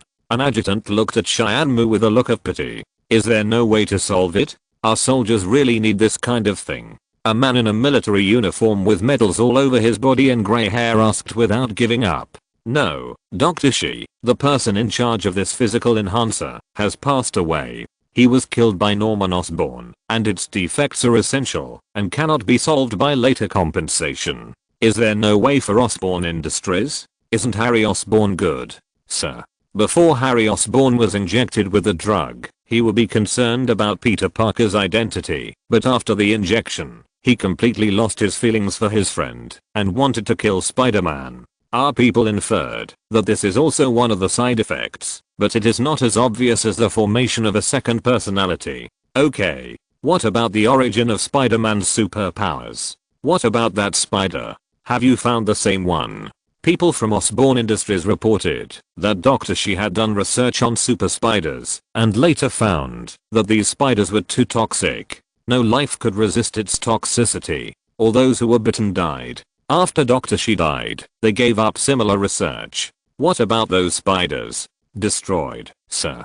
Fuck. The general cursed secretly. They have never given up on research in this area, but unfortunately there has been no progress. Mary Jane wanted to come to the theater to practice a play today, but when she opened the door, she found that there was a lady rehearsing on the stage. She was singing and walking down the steps slowly. Suddenly, she saw Mary Jane at the door and stopped involuntarily. Her sudden stop in singing attracted the director's attention. Why did you stop? At this time, everyone in the venue noticed Mary Jane's arrival. Why did she suddenly come here? Mary Jane looked at the woman who replaced her on the stage at a loss. The assistant whispered to the director. Gary was going to call her agent. Then he turned around and said to Mary Jane with a smile on his face, "Hi, honey. We have been contacting you. I'm sorry." The director followed him. Mary Jane asked in disbelief, "Just because of a criticism?" "No. All the newspapers." "Honey." The director didn't leave Mary Jane any room. "Mary Jane, honey, sit down and talk. I'll explain it to you." The assistant wanted to ask Mary Jane explain, but the director interrupted him. "Listen, if you want, we can say you are sick." Mary Jane's eyes slowly turned red. She shook her head, not wanting to stay in this sad place anymore, and left without looking back. "We solved this problem too badly." The assistant shook his head. The director nodded in agreement. "Yeah. Concentrate on rehearsing. It's really not very nice, Mary Jane," Tony said sarcastically, while helping Red to equip his armor with weapons. "You can see that she is very sad. Fortunately, she can't hear your sarcasm, otherwise she will be even sadder." "Hey, I'm helping you modify your armor. How can you say that?" Tony looked at Rod dissatisfiedly and said that he was sarcasm. "Sorry." Rod raised his hand to apologize. Mary Jane walked down the stairs and just reached the intersection. The passers-by on the side suddenly applauded. She mistakenly thought that they were welcoming her, and her originally depressed face also improved. Unexpectedly, the words of the black guy next to her broke her fantasy. "Yeah, Spider-Man." Her face changed immediately, and she realized that everyone was applauding for Peter Parker. Parker's figure flashed in the air, and everyone cheered for him. Mary Jane looked at Parker, who was admired by thousands of people, and couldn't help but sigh. The gap in her heart was greatly magnified, and a bit of impatience appeared on her face. Just as Mary Jane left the theater, her name in the title on the entrance of the theater was also covered by a staff member and replaced with someone else's name. Oh, look at her expression. How can she show such an expression to Spider-Man's fans? Although she failed in her work, she is enjoying Spider-Man's love alone. Everyone wants to have a successful career and love life, but reality will never let you get what you want. Although I sympathize with her, she really doesn't sing very well. I thought it was just me, but I didn't expect that all the major newspapers felt the same way. Mary Jane looked at the sky curtain and couldn't help feeling a little sad and wanted to cry. Harry comforted her. Chapter 75. Parker's face suddenly appeared in the middle of the screen, and he was surrounded by cheering fans, and he nodded his head to the rhythm. He looked around at his fanatical fans and felt more satisfied than ever before. He looked at the oncoming guard of honor and couldn't help but sway with them. Spider-Man. Spider-Man. Spider-Man. He listened and watched the constant shouting from all around, as well as the beautiful girls holding up signs with the name Spider-Man. "Excuse me, miss. Can you show me your charming smile again?" Eddie walked up to Gwen and smiled at her, and Gwen greeted him. Eddie kept taking pictures of Gwen, and Gwen also posed for him to take pictures. "It's so beautiful, it should definitely be on the front page." Eddie flattered her, but Gwen said, "I have things to do. See you later." "How was tonight?" Eddie asked. Gwen shook her head. "Not tonight." "Why not? Don't you remember that very exciting night?" Eddie said very bluntly, which made people think about it. His words made Gwen laugh. "We just had a cup of coffee, Eddie." Gwen didn't give Eddie any face at all. That was just Eddie's wishful thinking. "Hey, beauty," Parker shouted to Mary Jane, who had her back to him. Hearing Parker's voice, Mary Jane turned around in surprise. Parker took this opportunity to take a photo for her, another one. Looking at the expression on Mary Jane's face, Parker asked, "Are you okay?" "Well, I'm fine." Mary Jane smiled. "You're not mad at me anymore, are you?" Parker walked up to her. "No, Peter, I'm proud of you." The two kissed and hugged each other. "Hey, I'll fly in from that side." Parker looked in a certain direction and told Mary Jane how he would get in so that Mary Jane would know where to look. "Perform well. Don't worry about those comments. We can laugh it off tomorrow night. I promise." After saying that, Parker left to start preparing, and Mary Jane looked at him with her arms folded across her chest. Poor Peter doesn't know that Mary Jane has been replaced yet, and he is still looking forward to her performance tomorrow night. Aunt May looked at Mary Jane. She knew that Mary Jane didn't want to distract Parker. Uncle Ben nodded. If Parker knew these things at such a crucial fan meeting, it would affect his mood. At this time, Marco was walking on the street. He tilted his head, and some fine sand flowed out of his ears. He walked past two policemen, one of whom immediately recognized him. He patted his colleague next to him and said in Marco's direction, "Isn't that the escaped prisoner?" It happened that Marco was also paying attention to the two policemen. "Looks like him." The colleague identified him and confirmed that it was him. "Hey, you. Stop."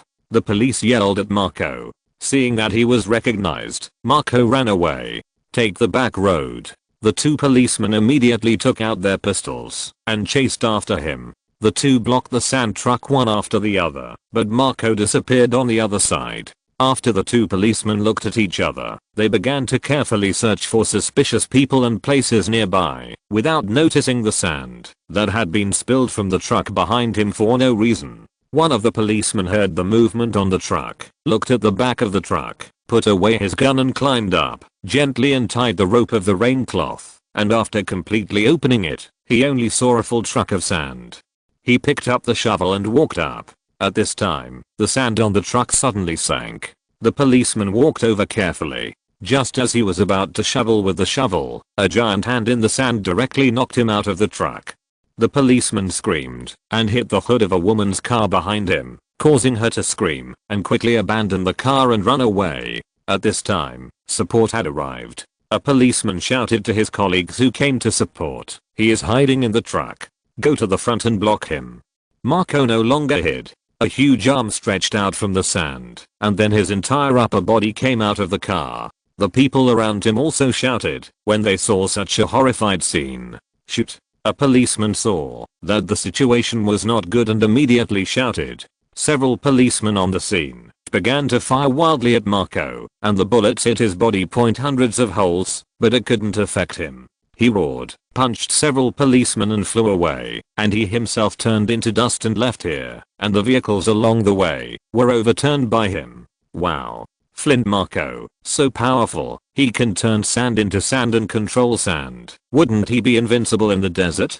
Tony was very shocked by Marco's performance and immediately thought that if Marco was in the desert, it would be terrible. Jarvis, if such a person appears, what good ideas do you have? Sir, it is not difficult to defeat Marco under normal conditions. You can use a lot of water to disperse him and make the sand unable to condense, or directly use high temperature to melt him and change its molecular sequence. However, when he is in the desert, these methods are difficult to work. It is currently unknown whether Marco has the ability to control the entire desert. If so, it will be a disaster for the whole world. Make a file. I don't want to be helpless when such a guy appears. Okay, sir.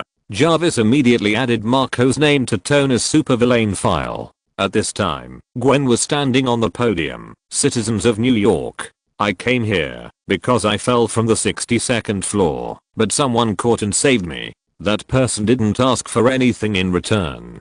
He didn't even want us to know who he was. Mary Jane stood in the distance listening to Gwen's speech. Harry came from behind her with a marshmallow in his hand. He patted her shoulder. Hey, Mary Jane. Mary Jane seemed very surprised and kissed him on the cheek. Where's Peter? Harry asked in confusion, because he didn't see Parker. I guess he went to take a picture of someone. Mary Jane was quick-witted and found an excuse for Parker's absence. Harry nodded and didn't suspect anything. End of this chapter. Thank you very much for reaching the end. Don't forget to like. Looking for more exclusive content and immediate access?